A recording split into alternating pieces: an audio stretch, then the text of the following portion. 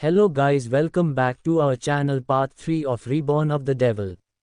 Chapter 21 मेरे सपने टूट गए।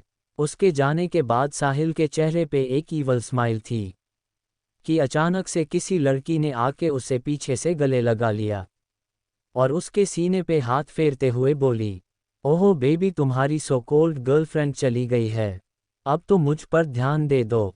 ये सुन साहिल मुस्कुराते हुए पीछे मुड़ उस लड़की को अपनी बाहों में भर लेता है और कहता है, oh my love I missed you so much. हम वो दोनों एक दूसरे को बुरी तरह से किस करने लगते हैं। थोड़ी देर में दूर होने के बाद लंबी लंबी सांसें लेने लगते हैं। जान यहाँ नहीं, आई एम सो टायर्ड, वो लड़की कहती है। तो चलो चल के तुम्हारी थकान का इलाज करते हैं, कह के साहिल उस लड़की को लेके उस क्लब के सेकंड फ्लोर पर जाने लगता है जहां रूम अवेलेबल थे। ओह जान, बहुत दिनों बाद आज हम दोनों साथ में वक्त बिताएंगे, वरना तुम तो उसी के पीछे लगे रहते हो। ओह लव, तुम तो जानती हो ना कि वो सिर्फ मेरा एक मोहरा है जिसे मैं अपनी मतलब निकलने के लिए बस इस्तेमाल कर रहा हूँ। लेकिन प्लीज़ अब उसकी बातें कर मेरा मूड मत खराब करो and just enjoy this night, कह के साहिल उस लड़की को बेड पर गिरा देता है और अपनी शर्ट निकाल के उसके ऊपर आ जाता है। और कुछ ही देर में उस कमरे का माहौल बहुत ज़्यादा गर्म होने लगता है और सेडिक्टिव आवाज़ आने लगती है। अब आगे ई गर्ल्स हॉस्टल। पारुल के गले लग के रीत कब से बस रोए जा रही थी और पारुल उसके सिर पे हाथ फेर के उसे चुप करा रही थी। रीत प्लीज़ चुप जा प्लीज़, अब मैं कहाँ जाऊँ, पारू चाची जी ने मुझे घर से निकल दिया। ये तो अच्छी बात है ना, पारुल ने फ्रस्ट्रेट होते हुए कहा। रीत ने उसकी तरफ भरी आंखों से सुबकते हुए कहा, हाँ अच्छा ही हुआ जो उस चाची चुड़ैल ने तुझे घर से निकल दिया। ये सुन रीत और जोर से रोने लगी। चुप बिल्कुल चुप, पारुल ने उसे डांटते हुए कहा तो रीत चुप हो गई और सुबकते हुए पारुल की तरफ देखने लगी, जैसे कोई छोटा बच्चा अपने माता पिता के डांटने पर जबरदस्ती अपना रोना रोक के सुबकने लगता है। लेकिन उसकी आंखों से आंसू अभी भी बह रहे थे। अरे मेरी रीत, उसने तुझे घर से निकल दिया तो इसमें तेरी ही भलाई है। मैं तो कितना पहले से कह रही थी कि छोड़ दे वो घर, कम से कम तुझे मशीन बन के काम तो नहीं करना पड़ेगा। सुबह शाम उन सब की जी हजूरी करना और दिन भर पढ़ाई और नौकरी करके तू थकती नहीं है क्या? पारुल ने रीत के बहते हुए आंसुओं को पोंछते हुए कहा। रीत, लेकिन पारू वही तो मेरा घर था न, अब मैं कहाँ रहूंगी? यहाँ इस हॉस्टल में तो तेरे साथ नहीं रह सकती ना, और न ही मैं किसी और को जानती हूँ या कोई मेरा रिश्तेदार है। अब मेरा कोई घर नहीं है। वैसे घर से होने से अच्छा है इंसान सड़क पर रह ले, लेकिन मैं एक लड़की सड़क पर कैसे रह सकती है? कितने गुंडे घूमते रहते हैं, मुझे उठा ले गई तो? रीत ने मासूमियत से पारुल को जवाब देते हुए कहा। पारुल ने रीत की तरफ देखा तो उसने उसकी बात सुन अपनी गर्दन हिला दी। तेरा कुछ नहीं हो सकता, इतनी भोली क्यों है तू मेरी भोली? मैं बस एक बात कह रही थी, सच में तुझे थोड़ी ने सड़क पर रहने दूंगी। अभी तेरी ये पारू जिंदा है समझी, तुझे मेरे रहते अपने इस दिमाग और इस दिल पर लोड लेने की ज़रूरत नहीं है। अभी तू आराम से सो जा, तू कहाँ रहेगी ये सब मैं देख लूँगी। चल अभी सो जा। पारुल ने रीत को अपने बेड पर सुलाते हुए उसे ब्लैंकेट से ढक दिया और खुद खिड़की पर जाके बाहर की तरफ कुछ सोचने लगी कि आखिर वो कैसे रीत की मदद करे। पारुल से रीत की हालत छुपी नहीं थी, एक वही थी जो रीत का हाल और उसे समझती थी। उसके घर वालों ने उसे पहली बार घर से बाहर नहीं निकाला था, पहले भी कई बार उन्होंने उसे घर से बाहर निकाला था, लेकिन तब रीत पूरी रात भर घर के बाहर ही खड़ी रहती थी और तब उसकी दादी भी उसके साथ थी जो उसका साथ देती थी। लेकिन इस बार वो भी नहीं थी। रीत उन सब को अपना परिवार समझती थी, लेकिन उन सब ने उसे कभी अपना परिवार नहीं समझा। उससे नौकरों की तरह काम करवाना, उसकी छोटी से छोटी गलती पर पिटना, है वक्त सबके ताने और उलाहने सुनना। इसीलिए पारुल बिल्कुल नहीं चाहती थी कि रीत उस घर में रहे। आखिर अब वो सेल्फ इंडिपेंडेंट थी, तो उसे उन सब को सहने की क्या ज़रूरत थी? लेकिन रीत के अंदर इतनी हिम्मत नहीं थी कि वो परिवार के खिलाफ जा पाए। आखिर बचपन से ही उसके अंदर उन सब का डर बसा हुआ था उसके दिल में।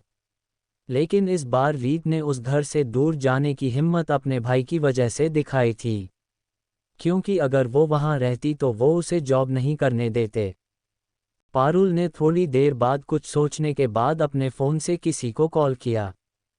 दूसरी तरफ गौरव अभी अभी अपने घर पहुंचा था और जाके सोफे पर बैठा ही था कि उसका फ़ोन रिंग हुआ, जिसपे लव लिखा हुआ स्क्रीन पर शो हुआ। स्क्रीन को देख गौरव के चेहरे पे एक मुस्कान दौड़ गई। हम क्या बात है, रोज तो मुझे तुम्हारी याद आती है तो मैं ही तुम्हें कॉल करता हूँ। आज तुम्हें मेरी याद कहाँ से आ गई, जो तुमने मुझे खुद से कॉल कर दिया? गौरव ने कहा। पारुल, घर पहुँच गए? गौरव, पारुल, खाना खाया? गौरव, अभी नहीं, सोफे पर लीन होते हुए और अपने सिर के नीचे अपना हाथ रख के पारुल से बात करने लगा। पारुल से बात करते हुए उसके चेहरे पे जो खुशी थी वो तभी होती थी जब वो उससे बात करता था या उसके साथ होता था। गौरव, तुम्हें क्या हुआ है? पारुल, मुझे क्या होगा? खिड़की पर खड़े होकर दीवार के सहारे सिर टिकते हुए कहा। गौरव, कुछ तो हुआ है, तुम्हारी आवाज़ बता रही है, बताओ मुझे। पारुल, ये कितने अच्छे से समझता है मुझे।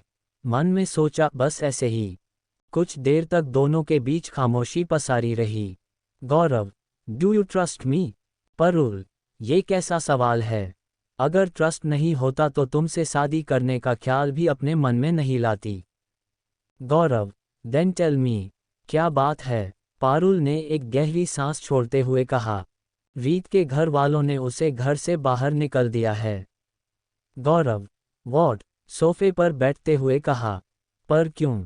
पारुल, वो मैटर नहीं करता, बल्कि ये अच्छा है कि उसे उस नर्क से छुटकारा मिला। गौरव, तो अब? पारुल, पता नहीं, वही समझ नहीं आ रहा कि क्या करूं। तुम्हारे पास कोई आइडिया है? गौरव, तुम दोनों मेरे घर पर रहने आ जाओ, गौरव ने खुश होते हुए कहा। पारुल, बिल्कुल नहीं, मॉम डैड को पता चला ना तो मेरी जान ले लेंगे। गौरव, ये सुन उसका मुंह बन गया। तो मेरे पास इसके अलावा और कोई आइडिया नहीं है। पारुल, अच्छा ये बताओ, तुम पहले तो अपने कंपनी की दिए हुए घर में रहते थे ना? पारुल ने आवाज में थोड़ी एक्सीडेंट लाते हुए कहा। हम क्यों? गौरव ने किचन में जाके फ्रिज से पानी निकालते हुए कहा। तो फिर रीत को भी तो कंपनी की तरफ से घर मिल सकता है ना? पारुल ने एक्साइटेड होते हुए कहा। गौरव, जी नहीं। पारुल, क्यों नहीं? थोड़े गुस्से से, क्योंकि वो अभी परमानेंट नहीं हुई है। पारुल, ये सुन थोड़े उदास होते हुए कहा। क्या कोई रास्ता नहीं है? मैंने तो सोचा था कि मैं भी रीत के साथ उसके घर में ही शिफ्ट हो जाएंगी। कम से कम इस वार्डन के कहर से तो मुक्ति मिलेगी। जब देखो तब रूल्स का पिटारा लेकर हमारे सैर पर चढ़ी रहती है। प्लीज़ ना, तुम तो बॉस के पा हो, तुम एक बार कोशिश करके देखो ना। मैंने सोचा था कि तुम्हारे घर पर भले न रह पाऊँ, लेकिन रीत के साथ रहूंगी तो हम लेट नाइट भी मिल सकते हैं, पार्टी करेंगे, आउटिंग करेंगे। लेकिन मेरी किस्मत, मेरा सारे सपने अधूरे रह गए, पारुल ने उदास होते हुए कहा। पारुल की बात सुन गौरव के मन में लड्डू फूटने लगे। वो तो पारुल के साथ लेट नाइट पार्टी और आउटिंग डेटिंग इमेजिन करने लगा था, क्योंकि दिन में दोनों ही अपने अपने काम में बिजी रहते थे और रात में पारुल हॉस्टल के रूल्स की वजह से उससे मिल नहीं पाती थी, क्योंकि उसकी वार्डन बहुत ज़्यादा स्ट्रिक्ट थी। क्या तुमने सच में इतना सब सोचा था? गौरव ने पूछा। हाँ, तो मैंने तो ये भी सोचा था कि जब मैं रीत के साथ रहूंगी तो तुम्हें कहाँ बनाने की ज़रूरत नहीं पड़ेगी। तुम रोज यही आके हमारे साथ खा लेना और उसके बाद अपने घर चले जाना। मैं तुम्हें अपने हाथों से खाना बना के खिलाना चाहती थी। लेकिन पारुल एक गहरी सांस छोड़ के शांत हो गई, जैसे वो कितनी उदास है। तुम चिंता मत करो, मैं कुछ करता हूँ।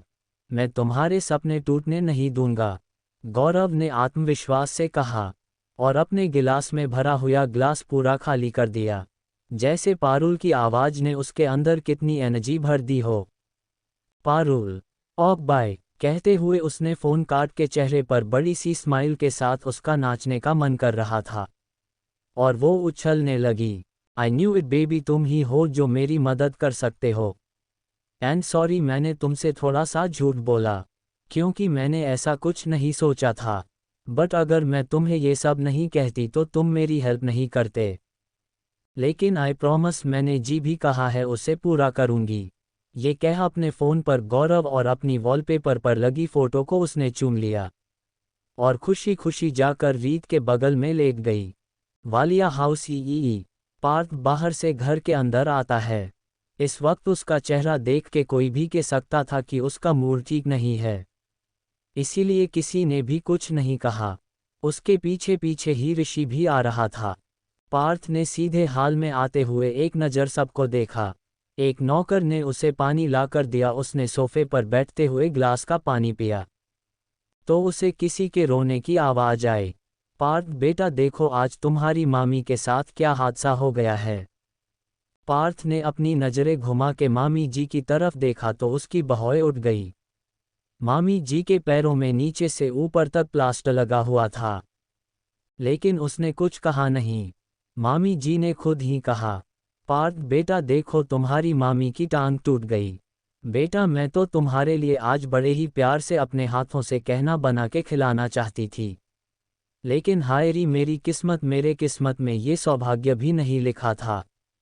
जैसे ही मैं नीचे सीढ़ियों से उतर रही थी, मेरा पैर फिसल गया और मैं धमधमाते हुए ऊपर से नीचे आ गई। ये कह फिर से दहाड़े मार रोने लगी। उनका रोना सुन आकांक्षा जो उनके बगल में बैठी थी वो अपनी माँ को चुप कराने लगी। मामा जी भी मुंह लटकाए उनके पास बैठे थे, जैसे उन्हें कितना बड़ा आघात लगा हो। ये दुख खासकर पार्थ को दिखाने के लिए थे, लेकिन पार्थ को इससे कोई फर्क नहीं पड़ा। मामी जी इतनी जोर से रो रही थी कि कृति और व्योम ने तो अपने कान में उंगली डाल रखी थी। अच्छा ही हुआ इनका एक पैर टूट गया, कम से कम इनकी उछलकूद बंद रहेगी, व्योम ने धीरे से कृति से कहा। तो कृति को भी मुंह बना के मामी जी की तरफ देखते हुए अपना सिर झटक दिया। उसे भी उनके चोट लगने का कोई दुख नहीं था, क्योंकि वो जानती थी कि ये औरत जानबूझकर उसकी माँ को हमेशा परेशान करती रहती है, इसीलिए वो उन्हें पसंद नहीं करती थी, लेकिन छोटी होने की वजह से कुछ नहीं कह सकती थी। बल्कि नौकर भी मन ही मन खुश हो रहे थे मामी जी की टांग टूटने से। वो भी कुछ खास पसंद नहीं करते थे उन्हें। पार्थ ने एक गहरी सांस ली और कहा, मामी जी रिलैक्स, आज आपको एक झटका लगा है और आज ही एक झटका मुझे भी लगा। बस फर्क ये है कि आप रो सकती है पर मैं नहीं, क्योंकि मुझे तो वो झटका या यूं कहे कि धोखा देने वाला मेरा कोई अपना ही है। ये सुन के सभी लोग पार्थ की तरफ देखने लगे। डन थम्स अप का चिन्ह। चैप्टर 22 दिया का एक्सीडेंट। लेकिन उसने कुछ कहा नहीं। मामी जी ने खुद ही कहा, पार्थ बेटा देखो, तुम्हारी मामी की टांग टूट गई। बेटा मैं तो तुम्हारे लिए आज बड़े ही प्यार से अपने हाथों से कहना बना के खिलाना चाहती थी, लेकिन हाय री मेरी किस्मत, मेरे किस्मत में ये सौभाग्य भी नहीं लिखा था। जैसे ही मैं नीचे सीढ़ियों से उतर रही थी, मेरा पैर फिसल गया और मैं धमधमाते हुए ऊपर से नीचे आ गई। ये कह फिर से दहाड़े मार रोने लगी। उनका रोना सुन आकांक्षा जो उनके बगल में बैठी थी वो अपनी माँ को चुप कराने लगी। मामा जी भी मुंह लटकाए उनके पास बैठे थे, जैसे उन्हें कितना बड़ा आघात लगा हो। ये दुख खासकर पार्थ को दिखाने के लिए थे, लेकिन पार्थ को इससे कोई फर्क नहीं पड़ा। मामी जी इतनी जोर से रो रही थी कि कृति और व्योम ने तो अपने कान में उंगली डाल रखी थी। अच्छा ही हुआ इनका एक पैर टूट गया, कम से कम इनकी उछलकूद बंद रहेगी, व्योम ने धीरे से कृति से कहा। तो कृति को भी मुंह बना के मामी जी की तरफ देखते हुए अपना सिर झटक दिया। उसे भी उनके चोट लगने का कोई दुख नहीं था, क्योंकि वो जानती थी कि ये औरत जानबूझकर उसकी माँ को हमेशा परेशान करती रहती है, इसीलिए वो उन्हें पसंद नहीं करती थी, लेकिन छोटी होने की वजह से कुछ नहीं कह सकती थी। बल्कि नौकर भी मन ही मन खुश हो रहे थे मामी जी की टांग टूटने से। वो भी कुछ खास पसंद नहीं करते थे उन्हें। पार्थ ने एक गहरी सांस ली और कहा, मामी जी रिलैक्स, आज आपको एक झटका लगा है और आज ही एक झटका मुझे भी लगा। बस फर्क ये है कि आप रो सकती है पर मैं नहीं, क्योंकि मुझे तो वो झटका या यूं कहे कि धोखा देने वाला मेरा कोई अपना ही है। ये सुन के सभी लोग पार्थ की तरफ देखने लगे। अब आगे ई। पार्थ की बात सुन बाकी सब लोग हैरान थे। ऋषि और कविता जी को तो टेंशन होने लगी कि कहीं उन लोगों से कोई गलती तो नहीं हो गई जिससे पार्थ को नाराज कर दिया। बहुत मुश्किल से उनके बीच रिश्ते सुधरे थे। फिर से ये सब नहीं होना चाहिए।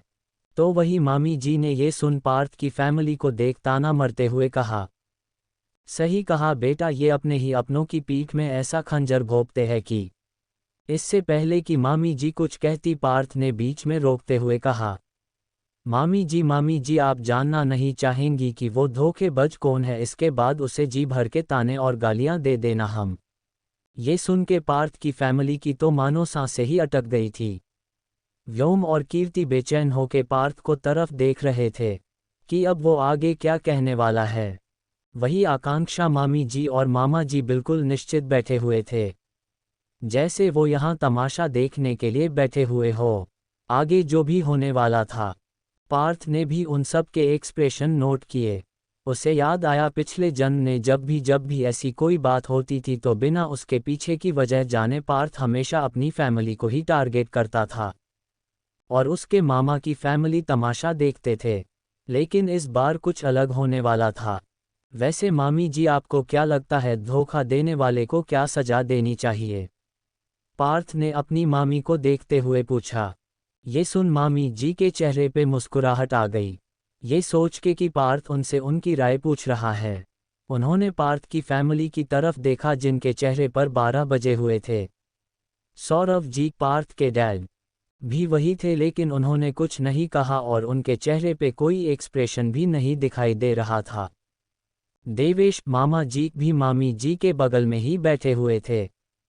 पता नहीं क्यों पर उन्हें कुछ तो गड़बड़ लग रही थी। रेनू मामी जी ने उन सबको देखते हुए एक तीखी स्माइल के साथ कहा, धोखा देने वाले को तो घर से निकाल देने चाहिए और जेल ही उसके लिए सही सजा होगी। वैसे किस घटिया इंसान ने ये किया है बेटा तुम्हारे साथ? मुझे बताओ, मैं उस इंसान को खुद अपने हाथों से सजा दूंगी। कहते हुए अपने चेहरे पे कुटिलता और नफरत भरी मुस्कान ले आती है। बाकी सबको भी रेनू के कहने का मतलब साफ साफ समझ आ रहा था। रेनू को बात सुन ऋषि के हाथ की मुट्ठियां गुस्से से कस जाती है, लेकिन वो पार्थ की वजह से कुछ रिएक्ट नहीं करता। व्योम को भी रेनू पर बहुत गुस्सा आ रहा था। कविता जी को अब टेंशन होने लगी थी। पिछले कुछ दिनों से उन्हें पार्थ को अपने भाई बहनों के एक साथ देखकर खुशी मिल रही थी। उनके मन में एक उम्मीद जागने लगी थी कि आगे चल के उनके और सौरभ जी के साथ भी पार्थ के रिश्ते ठीक हो जाए। लेकिन आज कहीं फिर से ये सब खत्म ना हो जाए। सौरभ जी अभी भी शांत थे, जैसे जो भी आगे होने वाला है उन्होंने खुद को पहले से ही तैयार कर लिया हो।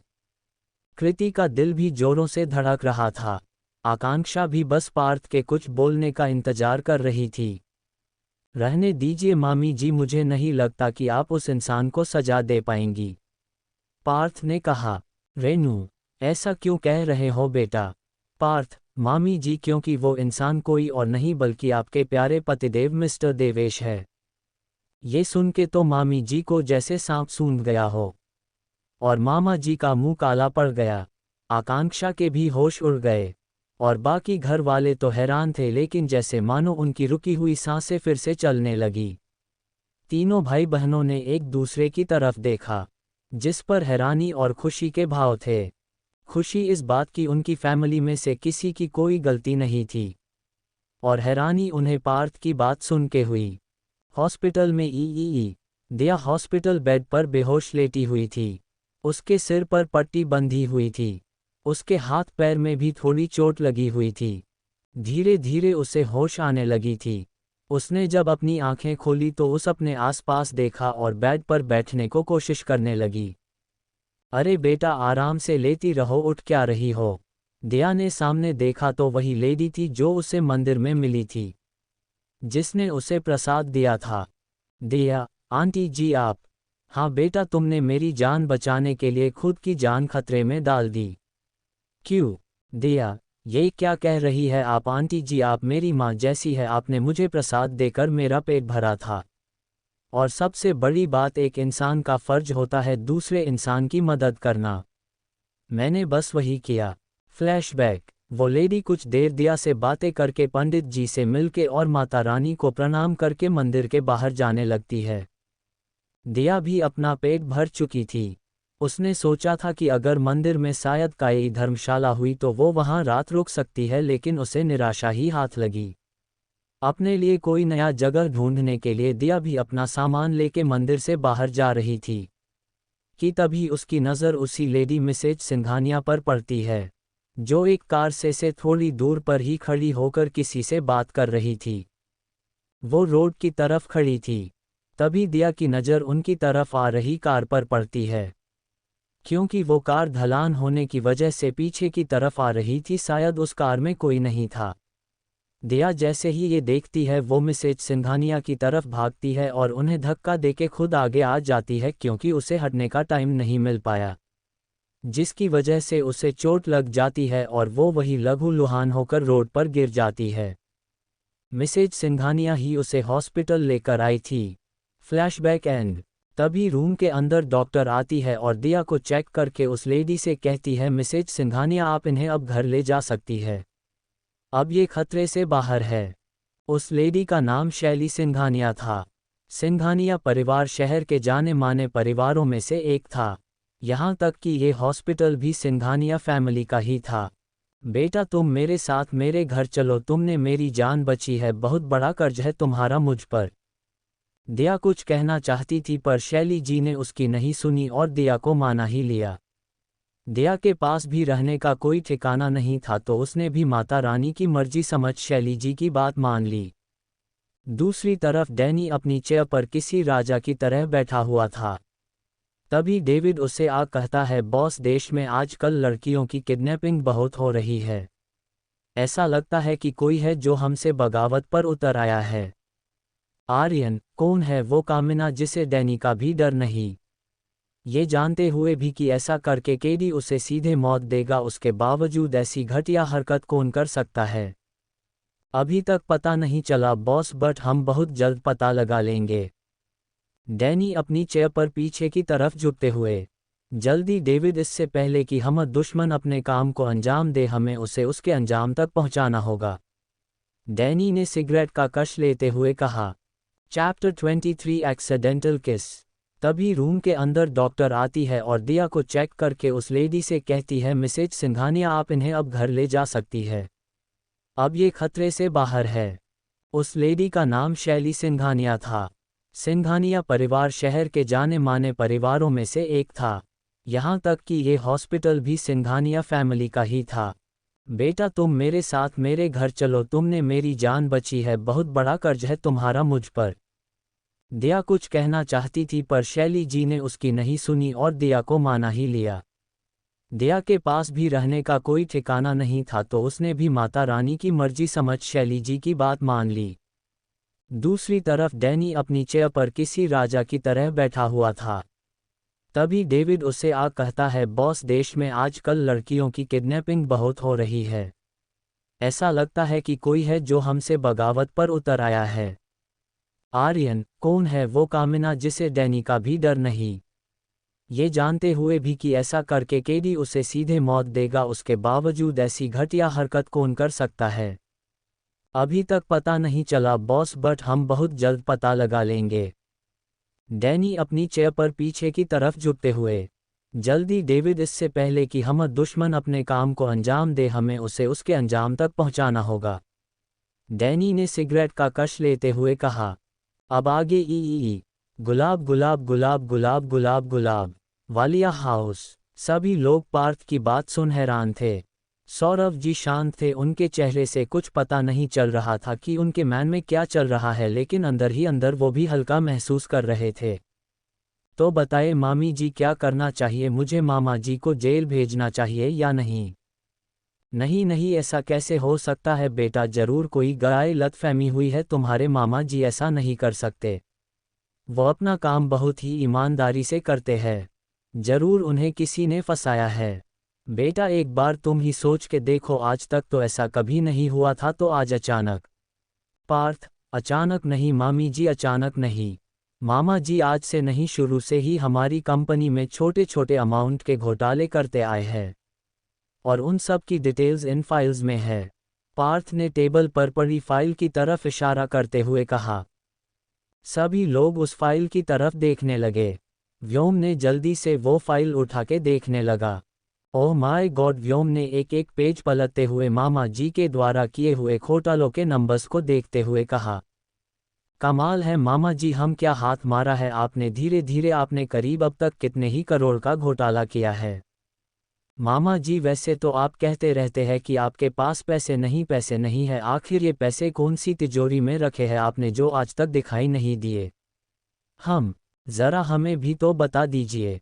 व्योम ने उन्हें ताना मारते हुए मजाकिया टोन में कहा। तो मामा जी अपनी नज़रें इधर उधर करके देखने लगे। आखिर देखते भी कैसे चोरी जो की थी। तभी मामी जी ने उन्हें कुछ इशारा करते हुए कहा, क्योंकि जानती तो वो भी थी कि उनके पति की क्या करतूत है। आखिर इतने सालों से उन्हीं पैसों से अपने लिए हीरो और सोने के गहने बनवा के अपनी किटी पार्टी ने शो किया करती थी और घर पर कविता जी को दिखा के उन्हें जलाने के लिए कहती थी कि ये हार या गहना उन्हें पार्थ ने गिफ्ट किया है। कविता जी को उनके गहनों से कोई प्रॉब्लम नहीं थी, लेकिन अपने बेटा को किसी और के लिए इतना प्यार जताना उन्हें भी हॉट करता था, जबकि उनसे वो सीधे मुंह बात करना तो दूर देखता भी नहीं था। ऋषि और कृति भी उस फाइल को देखने लगे। मामी जी, पार्थ बेटा प्लीज़, कोई गलत फहमी हुई है, मेरी बात सुनो। मामी जी ने सोफे पर बैठे बैठे ही अपने आंखों ने आंसू लाते हुए कहा, क्योंकि उनके पैरों में चोट जो लगी थी। पार्थ उन्हें इग्नोर करते हुए, तो मामा जी कुछ कहना चाहेंगे अपनी सफाई में। आखिर किस चीज़ की कमी रह गई थी आपको कि अपने ही घर में चोरी करनी पड़ी आपको? बताए मामा जी। पार्थ बेटा ये सब मैंने नहीं किया है, तुम्हारी मामी सही कह रही है, मुझे फंसाया गया है। मेरा यकीन करो बेटा, आखिर मैं तुम्हारा मामा हूं, मैं भावा ऐसा क्यों करूंगा, बोलो। पार्थ एक गहरी सांस लेते हुए अपने माथे पर 2 उंगलियों से रब करने लगा। उसे पता था कि ऐसा ही कुछ होगा। मुझे झूठ से सख्त नफरत है, आपको पता है ना मामा जी। अगर आपको जेल नहीं जाना तो मुझे वो सारे पैसे वापस चाहिए। पार्थ ने अपनी पॉकेट में हाथ डालते हुए मामा जी को देखते हुए कहा। व्योम को तो ये सब देख के बहुत मजा आ रहा था। आखिर इस बार उन लोगों की बारी थी तमाशा देखने की। पार्थ को बात सुन मामा जी अपनी पत्नी की तरफ देखने लगे। पैसे वापस देने पड़ेंगे, कभी नहीं, मैं किसी भी हाल में वो पैसे और अपने गहने किसी को नहीं दूंगी। मामी जी ने अपने मन में कहा, ये क्या कह रहे हो बेटा, कौन से पैसे, कैसे पैसे? वही पैसे जिनसे आपने अपने गहने बनाए और उनका शो ऑफ करती रहती है मामी जी। कृति ने कहा। कृति की बात सुन मामी को उसके ऊपर बहुत गुस्सा आ रहा था। ये चूहिया के कुछ ज़्यादा पर निकल आए हैं, इन्हें कटना पड़ेगा। इसे मैं बाद में देखूंगी। तभी आकांक्षा ने कृति को चुप कराते हुए कहा, कृति ये क्या तमीज है मॉम से बात करने का, शायद तुम भूल गई हो को बड़ों से कैसे बात की जाती है। कृति, अच्छा आज तुम मुझे तमीज का पाठ पढ़ा रही हो, तब तुम कहा थी जब मामी जी मेरी मॉम को हमेशा नीचा दिखाती रहती है, मॉम उन्हें मानती है, दीदी दीदी करके उनकी सारी बातें मानती है और वो इस घर में ऐसा हुक्म चलती है जैसे ये उनका घर है और वो यहाँ की महारानी। आज कृति भी बिना रुके और झिझके सब कुछ कह रही थी। उसने हमेशा से अपनी मॉम को रेनू मामी जी से ताने और नीचा दिखाना ही देखा था। उसे गुस्सा बहुत आता था, लेकिन वो कुछ नहीं कर सकती थी। पर अब बात अलग थी, ये हिम्मत उसके अंदर पार्थ की वजह से थी। आखिर उसने अपने भाई का प्यार अब महसूस किया था और इसीलिए उसे विश्वास था कि पार्थ उसकी बात को समझेगा। ये बोल वो पार्थ को ये भी बताना चाहती थी कि उसकी मॉम को इस घर में क्या क्या झेलना पड़ता है, और हो भी कुछ ऐसा ही रहा था। पार्थ की गुस्से से मुट्ठियां कस गई थी। उसे रियलाइज हो रहा था कि ये सब उसकी वजह से ही हुआ था। कविता जी के साथ ये सब उसकी वजह से हो रहा था। ऋषि कॉल द पुलिस, इतना कह पार्थ गुस्से से अपने रूम में चला गया। पार्थ ये तुम क्या कह रहे हो, तुम ऐसा नहीं कर सकते। पार्थ बेटा मेरी बात सुनो। मामी जी ने पीछे से पार्थ को चिल्लाते हुए रोकने की कोशिश की, लेकिन पार्थ बिना कोई रिएक्ट किए अपने रूम में चला गया। सिंघानिया मैंशन गुलाब गुलाब गुलाब गुलाब गुलाब गुलाब गुलाब गुलाब। दिया शैली जी के साथ उनके घर चली आती है। कार जब बड़े से विला के अंदर इंटर करती है तो दिया वहाँ के नज़ारे को बस देखती रह जाती है। सिंघानिया मैंशन किसी महल से कम नहीं लग रहा था। मेन गेट से घर के बीच में बहुत लंबी सड़क थी। दोनों साइड बहुत बड़े बड़े और बहुत सुंदर बगीचे थे। बहुत सारे बॉडीगार्ड्स भी जगह जगह खड़े थे। वहाँ की सुंदरता देख के दिया का मुंह खुला का खुला रह जाता है। कुछ ही देर में कार में दूर के सामने आके रुकती है। दिया शैली जी के साथ जब कार से बाहर आती है तो उसका मुंह अभी भी वैसे ही खुला हुआ था। आंटी जी, क्या ये सच में आपका घर है? मुझे तो यकीन नहीं हो रहा। मैंने आज तक सिर्फ फिल्मों में ऐसे घर देखे थे, लेकिन सच में ऐसा घर में देखूंगी ये तो मैं सपने में भी नहीं सोचा था। शैली जी, तुम्हें पसंद आया? दिया, पसंद? बहुत ज़्यादा से भी ज़्यादा, दिया ने एक्साइटेड होते हुए कहा। आराम से बेटा, तुम्हें देख के कोई कहेगा कि तुम्हारा आज एक्सीडेंट हुआ है। ओहो आंटी जी, छोटी सी चोट थी। आप भी ना मेरी माँ की ही तरह चिंता करते हो। पता है वो भी ऐसे ही मेरी चिंता किया करती थी। के दिया उदास हो जाती है। शैली जी उसके सिर पे प्यार से हाथ फेरते हुए उसे कहती है, तुम्हारी माँ नहीं तो क्या मैं तो हूं ना। चलो, ये सुन दिया मुस्कुरा देती है और दोनों घर के अंदर चली जाती है।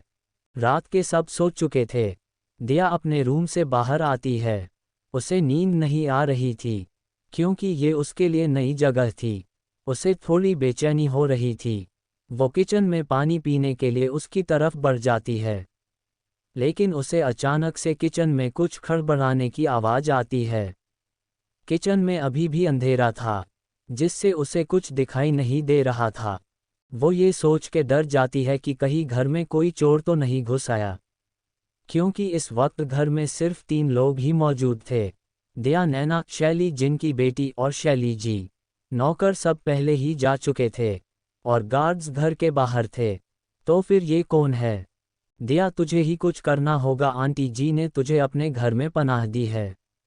तू ऐसे उनका घर लूटने नहीं दे सकती, फिर चाहे तुझे अपने प्राणों का बलिदान ही क्यों ना देना पड़े। ये तेरा फर्ज है। दिया विजय भाव। ऐसा कह के वो साइड में पड़ा एक वास उठा के किचन में खड़े उस शख्स के पीछे चली जाती है और उसे मारने के लिए अपना हाथ ऊपर करती है कि वो इंसान दिया को एक झटके से पकड़ के उसका हाथ झटक देता है और उसे पीछे की तरफ धक्का दे देता है। लेकिन इससे पहले कि दिया गिरती, खुद को बचाने के लिए उसने उस इंसान के कपड़े को पकड़ लिया, जिससे वो इंसान भी उसके साथ ही गिर जाता है और अचानक से उन दोनों की एक एक्सीडेंट किस हो जाती है। चेहरा तो नजर नहीं आ रहा था, पर थोड़ा बहुत दिखाई दे रहा था, क्योंकि उस इंसान ने अपने फ़ोन की लाइट्स ऑन करके किचन स्लैब पर रखी थी, जिससे साफ नहीं पर दिखाई दे रहा था। किस होते ही दिया को तो जैसे बहुत बड़ा झटका लगता है और वो जल्दी से उस इंसान को धक्का देती है और खड़ी होके जोर से चिल्लाने लगती है। डन थम्स अप का चिन्ह। चैप्टर 24 दिया और दानिश। वहाँ की सुंदरता देख के दिया का मुंह खुला का खुला रह जाता है। कुछ ही देर में कार में दूर के सामने आके रुकती है। दिया शैली जी के साथ जब कार से बाहर आती है तो उसका मुंह अभी भी वैसे ही खुला हुआ था। आंटी जी, क्या ये सच में आपका घर है? मुझे तो यकीन नहीं हो रहा। मैंने आज तक सिर्फ फिल्मों में ऐसे घर देखे थे, लेकिन सच में ऐसा घर में देखूंगी ये तो मैं सपने में भी नहीं सोचा था। शैली जी, तुम्हें पसंद आया? दिया, पसंद? बहुत ज़्यादा से भी ज़्यादा, दिया ने एक्साइटेड होते हुए कहा।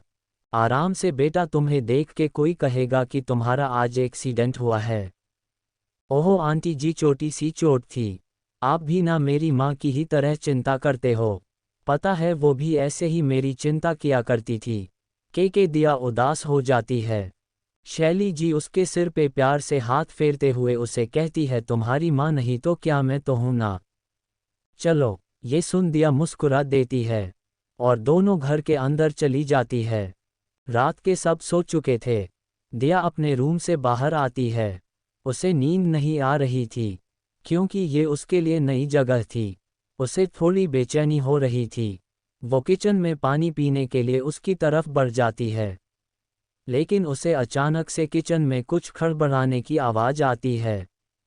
किचन में अभी भी अंधेरा था, जिससे उसे कुछ दिखाई नहीं दे रहा था। वो ये सोच के डर जाती है कि कहीं घर में कोई चोर तो नहीं घुस आया, क्योंकि इस वक्त घर में सिर्फ 3 लोग ही मौजूद थे। दिया, नैना, शैली जिनकी बेटी और शैली जी। नौकर सब पहले ही जा चुके थे और गार्ड्स घर के बाहर थे। तो फिर ये कौन है? दिया, तुझे ही कुछ करना होगा, आंटी जी ने तुझे अपने घर में पनाह दी है। तू ऐसे उनका घर लूटने नहीं दे सकती, फिर चाहे तुझे अपने प्राणों का बलिदान ही क्यों ना देना पड़े। हम ये तेरा फर्ज है दिया, विजय भव। ऐसा कह के वो साइड में पड़ा एक वास उठा के किचन में खड़े उस शख्स के पीछे चली जाती है और उसे मारने के लिए अपना हाथ ऊपर करती है कि वो इंसान दिया को एक झटके से पकड़ के उसका हाथ झटक देता है और उसे पीछे की तरफ धक्का दे देता है। लेकिन इससे पहले कि दिया गिरती, खुद को बचाने के लिए उसने उस इंसान के कपड़े को पकड़ लिया, जिससे वो इंसान भी उसके साथ ही गिर जाता है और अचानक से उन दोनों की एक एक्सीडेंट किस हो जाती है। चेहरा तो नजर नहीं आ रहा था, पर थोड़ा बहुत दिखाई दे रहा था, क्योंकि उस इंसान ने अपने फ़ोन की लाइट्स ऑन करके किचन स्लैब पर रखी थी, जिससे साफ नहीं पर दिखाई दे रहा था। किस होते ही दिया को तो जैसे बहुत बड़ा झटका लगता है और वो जल्दी से उस इंसान को धक्का देती है और खड़ी होके जोर से चिल्लाने लगती है। अब तक ही दिया और वो इंसान एक साथ जमीन पर गिर जाते हैं, दिया नीचे और वो आदमी ऊपर था। दोनों के हाथ मिल चुके थे। ये महसूस करते ही दिया की आंखें फैल गई। वो पूरी तरह से ब्लैंक हो चुकी थी, लेकिन फिर खुद को संभालते हुए दिया ने उस शख्स को धक्का देने लगी। लेकिन मजाल है वो इंसान 1 इंच भी हिला हो। दिया ने उसे देखते हुए दांत पीसते हुए कहा, हटो मेरे ऊपर से, अंडरटेकर कही के। वो इंसान जो दिया को अपनी गुस्से भरी नज़रों से देख रहा था, वो उसके ऊपर से हट के खड़ा हो गया। आह, मेरी कमर टूट गई। दर्द की वजह से अपनी कमर को सहलाते हुए दिया खड़ी हुई। इससे पहले कि वो संभल पाती, उस इंसान ने उसकी कलाई पकड़ के मोड़ दी, जिससे दिया चिल्ला उठी। आह, क्या कर रहे हो जल्लाद चोर कही के, हाथ छोड़ो मेरा, मुझे दर्द हो रहा है। इस वक्त दिया की पीठ उस इंसान के सीने से लगी हुई थी। दर्द की वजह से दिया की आवाज़ रुआंसा हो गई थी, लेकिन इस इंसान को कोई फर्क नहीं पड़ रहा था।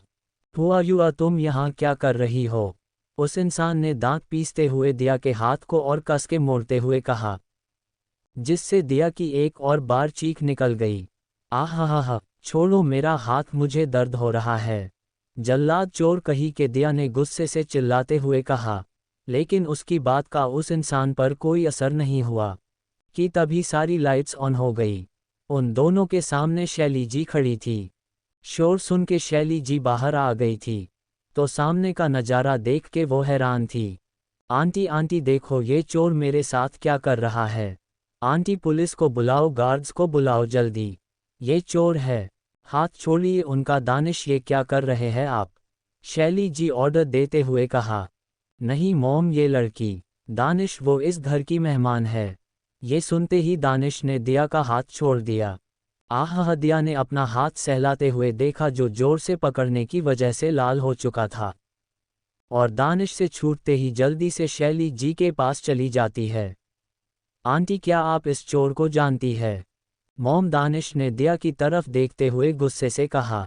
दिया, ये कोई चोर नहीं, हमारे बड़े बेटे हैं दानिश। और दानिश, ये इस घर की मेहमान है। दिया, जो कब से दानिश को देख रही थी, जिसकी आंखों में इस वक्त गुस्सा भरा हुआ था, और वो दिया को ही ऐसे घूर के देख रहा था जैसे अभी उसे कच्चा चबा जाएगा। दानिश की पर्सनैलिटी बहुत ही गुड लुकिंग थी। इस वक्त उसने एक लाइट ब्लू टी शर्ट और लोवर पहना हुआ था। उसके बाल हल्का उसके माथे पर थे। उसकी आंखें नशीली थी। Attractive muscular body. कोई भी लड़की अगर उसे देख ले तो बस पागल ही हो जाए। लेकिन दिया की आंखों में इस वक्त एक डर था, जो दानिश ने उसके साथ किया था उसकी वजह से। मॉम, आप अच्छे से जानती है कि मुझे इस घर में किसी का आना जाना पसंद नहीं। दानिश ने कहा। इन्होंने आज आपकी माँ की जान बचाई है। अगर आज ये नहीं होती तो आज आपकी माँ आपके सामने खड़ी नहीं होती। ये सुनते ही दानिश की आंखों में जो गुस्सा था वो अपनी माँ के लिए चिंता और फिक्र ने बदल गया। माँ, आप ठीक तो है ना? आपको कुछ हुआ तो नहीं? आपने बताया क्यों नहीं मुझे? कैसे हुआ ये सब? कब हुआ? दानिश ने अपनी माँ के पास आते हुए उन्हें चेक करते हुए सवालों की बौछार चला दी। शांत हो जाए दानिश, हम बिल्कुल ठीक है। देखिए, आप आइए हमारे साथ, दानिश ने अपनी माँ को सोफे पर बैठते हुए कह दिया, जो दानिश को हैरानी से देख रही थी। क्या आदमी है ये इंसान? अभी तो ज्वालामुखी की तरह मुझे जलाने के लिए तैयार बैठा था, और अभी अचानक से माँ का लाडला और दुलारा बेटा बन गया। गिरगिट था क्या अपने पिछले जन्म में? दिया ने खुद से बड़बड़ाते हुए कहा। दानिश, हम ठीक है बेटा, शैली जी ने दानिश के गालों को प्यार से हाथ फेरते हुए कहा। दानिश शैली जी का सबसे बड़ा बेटा था। दानिश के पिता नहीं थे। उसने अकेले ही सिंघानिया अंपायर खड़ा किया था। दानिश को अपने घर में किसी का भी आना पसंद नहीं था। वो रात के अक्सर घर लेट आने पर अपना खाना खुद बनाता था। उसे अपने घर में ज़्यादा नौकर भी नहीं रखे थे क्योंकि उसे पसंद नहीं था। इस घर ने सिर्फ उसकी दो बहनें, उसकी माँ और वो ही रहते थे। दिया को अचानक यहाँ देख उसे इसीलिए गुस्सा आया था क्योंकि उसने उसे अपने घर के, खासकर इसके आसपास किसी का भी आना पसंद नहीं था। दिया बस थोड़ी दूर खड़ी होकर उसे देख रही थी, जो इस वक्त अपनी माँ की केयर कर रहा था। अपनी फैमिली और स्पेशली अपनी माँ को लेकर वो बहुत ज़्यादा केयरिंग और प्रोटेक्टिव थे, जो इस वक्त साफ पता चला रहा था। वालिया हाउस ई मामी जी इस वक्त अपने कमरे में गुस्से से बौखलाई हुई थी, क्योंकि पार्थ ने मामा जी को अरेस्ट करवा दिया था। ये तुमने ठीक नहीं किया पार्थ। इतने सालों से हम यहाँ रह रहे हैं। हमारे रिश्ते का ज़रा सा भी उसने कोई मान नहीं रखा। एक गलती पर उसने अपने मामा जी को सीधे जेल भेज दिया। ये भी न कितनी बार मैंने उन्हें कहा था कि अपना काम सावधानी से किया करो। पता नहीं कैसे पार्थ को इनके बारे में पता चला गया। मॉम, अब क्या होगा? क्या पापा जेल में ही रहेंगे? तो फिर हमारा क्या? क्या पार्थ भाई अब हमें भी इस घर से निकाल देंगे? अनुष्का ने चिंता करते हुए अपनी माँ से पूछा। हरगिज नहीं, इस घर से जाने के लिए नहीं आए थे हम। ये घर हमारा भी है, हम यहाँ से कहीं नहीं जाएंगे। इस घर की मालकिन बनने का सपना देखा है मैंने हमेशा, और वो मैं बन के रहूंगी। बस उसके लिए पार्थ को फिर से एक बार अपनी मुट्ठी में करना पड़ेगा। मामी जी ने अपनी हाथों की मुट्ठी बनाकर उसे देखते हुए कहा।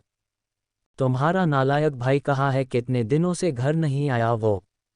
आज घर में इतना कुछ हो गया, उसे कुछ भी खबर तक नहीं है।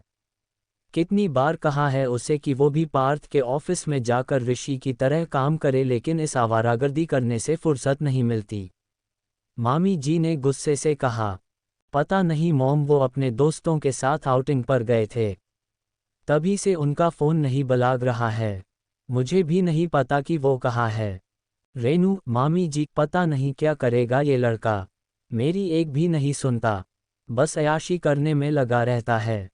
ऋषि का कमरा। ओ भाई भाई, आज मैं बहुत खुश हूँ। उम्मा, व्योम ने ऋषि के गाल पे किस करते हुए कहा। क्या कर रहा है व्योम? सीधे ने बैठ सकता क्या? जब देखो तब अजीबो गरीब हरकतें करता रहता है। व्योम, क्या भाई, अब मैं आपको किसी भी नहीं कर सकता क्या खुशी से? ऋषि, किस बात की खुशी? मामा जी ने हमें धोखा दिया, इस बात के खुशी? ऋषि ने चिढ़ते हुए कहा। व्योम, नहीं, बल्कि उनका धोखा पकड़ा गया, इस बात की खुशी। आपको पता है ना, मामा और मामी को वजह से ही हम लोग आज तक पार्थ भाई से दूर रहे हैं।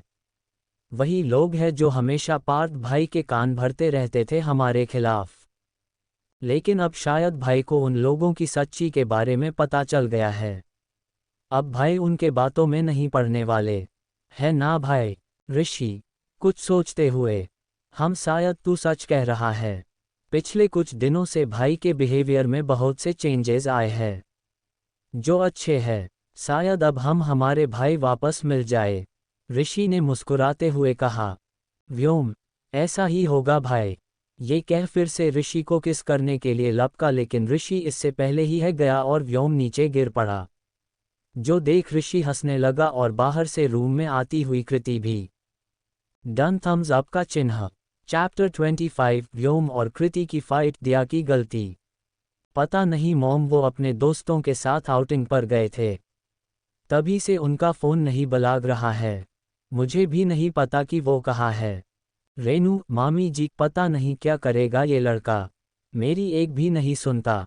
बस अयाशी करने में लगा रहता है। ऋषि का कमरा। ओ भाई भाई आज मैं बहुत खुश हूँ। उम्मा व्योम ने ऋषि के गाल पे किस करते हुए कहा। क्या कर रहा है व्योम सीधे ने बैठ सकता क्या? जब देखो तब अजीबो गरीब हरकतें करता रहता है। व्योम क्या भाई अब मैं आपको किसी भी नहीं कर सकता क्या खुशी से? ऋषि किस बात की खुशी मामा जी ने हमें धोखा दिया इस बात के खुशी। ऋषि ने चिढ़ते हुए कहा। व्योम नहीं बल्कि उनका धोखा पकड़ा गया इस बात की खुशी। आपको पता है ना मामा और मामी को वजह से ही हम लोग आज तक पार्थ भाई से दूर रहे हैं। वही लोग हैं जो हमेशा पार्थ भाई के कान भरते रहते थे हमारे खिलाफ। लेकिन अब शायद भाई को उन लोगों की सच्ची के बारे में पता चल गया है। अब भाई उनके बातों में नहीं पड़ने वाले है ना भाई? ऋषि कुछ सोचते हुए। हम शायद तू सच कह रहा है। पिछले कुछ दिनों से भाई के बिहेवियर में बहुत से चेंजेस आए हैं जो अच्छे हैं। शायद अब हम हमारे भाई वापस मिल जाए। ऋषि ने मुस्कुराते हुए कहा। व्योम ऐसा ही होगा भाई। ये कह फिर से ऋषि को किस करने के लिए लपका लेकिन ऋषि इससे पहले ही है गया और व्योम नीचे गिर पड़ा। जो देख ऋषि हंसने लगा और बाहर से रूम में आती हुई कृति भी। अब आगे ई ये व्योम का बच्चा नहीं सुधार सकता भाई जब देखो तब अजीबो गरीब हरकतें करता रहता है। कृति ने मुंह बनाते हुए कहा। व्योम जो नीचे गिरा हुआ था वो अपने जगह से उठते हुए बोला ए छिपकली तू अपना मुंह बंद कर वरना ये जो तेरे लंबे लंबे घने घने बाल हैं ना इन्हें कैंची से कट कट कतर दूंगा। समझी? व्योम ने कृति के बालों को पकड़ते हुए कहा। कृति ए चमगादड़ खबरदार अगर मेरे बालों को तूने हाथ भी लगाया तो। अगर तूने मेरे बालों को छुआ तो मैं तेरे। व्योम मैं तेरे क्या हाँ क्या बिगाड़ लेगी तू मेरा? जब देखो तब मम्मी पापा भाई बस यही करना आता है तुझे। मुझसे जीत तो पाती नहीं है। हम व्योम ने कृति को चिढ़ाते हुए कहा। तभी कृति ने अपना फ़ोन निकालते हुए अपने हाथों में लहराते हुए एक क्रीपी स्माइल ग्रिन के साथ व्योम को देखने लगी। व्योम उसे अजीब हरकत करते देख कहता है। ए छिपकली तूने आज सुबह सुबह कुछ नशा किया था क्या तो तुझे अब जाके चढ़ी है? हम ऐसी हरकतें क्यों कर रही है? ऋषि आराम से बेड पर बैठ के उन दोनों का तमाशा देख रहा था। कृति नशा मैंने तो नहीं किया लेकिन अब चक्कर तुझे जरूर आने वाले हैं। व्योम उसे हैरानी से देख रहा था कि आखिर वो कहना क्या चाहती है। अभी अभी यहाँ जो भी हुआ था मेरे इस रूम में आने से पहले मैंने वो सब मेरे इस फ़ोन में रिकॉर्ड कर लिया है और अब मैं इसे ऑनलाइन पोस्ट करने वाली हूँ। कृति ने बड़े ही स्टाइल से कहा। ये सुन व्योम की तो हालत देखने वाली थी। उसका मुंह खुला का खुला रह गया था। कृति कह के व्योम गुस्से से बहुत तेज चिल्लाया और उसे पकड़ने के लिए उसके पीछे भागा। कृति भी जल्दी से वहां से भाग खड़ी हुई। कृति आगे आगे और व्योम उसे पकड़ने के लिए पीछे पीछे भाग रहा था। कृति बेड पे चढ़ के सोफे के पीछे ऋषि के पीछे छिप रही थी। कृति की बच्ची फ़ोन मुझे दे वीडियो डिलीट कर वरना तेरा फ़ोन तो आज गया। व्योम ने कृति को पकड़ते हुए कहा। कृति कभी नहीं। व्योम से बचते हुए ऋषि भी मजे लेते हुए उन दोनों की नौटंकी एंजॉय कर रहा था कि तभी व्योम अरे पार्थ भाई आप।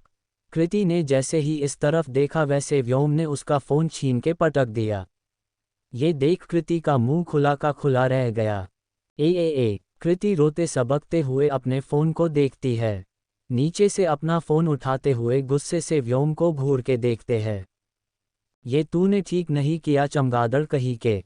मैं तुझे छोड़ूंगी नहीं। व्योम वही अपने दोनों जेबों में हाथ डाल के हंसते हुए कहता है। तुझे क्या लगा छिपकली कहीं की को मैं तेरे सामने हाथ जोड़ूंगा नहीं मेरी बहन ऐसा मत करना प्लीज़ बिल्कुल नहीं। व्योम रोता नहीं रुलाता है। हा के हंसने लगता है। कृति उसे गुस्से से घूर के देखते हुए। ऋषि भाई देखो इसने क्या किया मेरा फ़ोन कृति ने रोते हुए ऋषि से कहा। ऋषि भी व्योम को घूर के देख रहा था, जैसे पूछ रहा हो कि इसने ये क्यों किया। कृति रोते हुए कमरे से बाहर चली जाती है।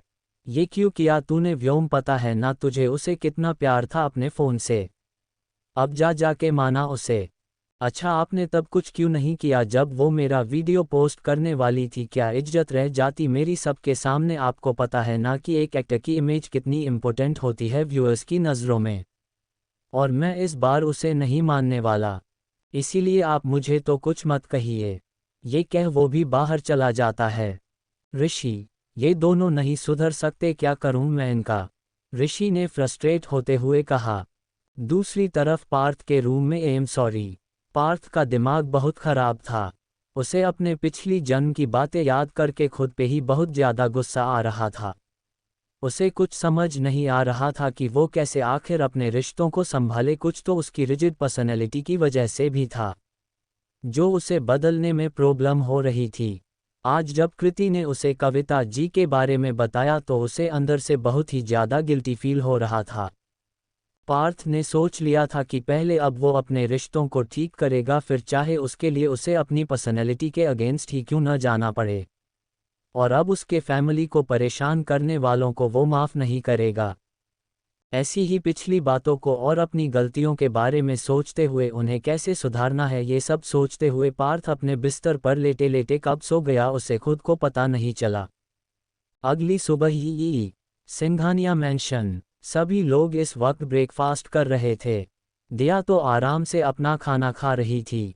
शैली जी और नैना, दानिश के बहन भी वही डाइनिंग टेबल पर बैठे हुए थे, और दानिश मेन हेड चेयर पर आके अपने मोबाइल में कुछ ईमेल्स चेक करते हुए आके बैठ जाता है।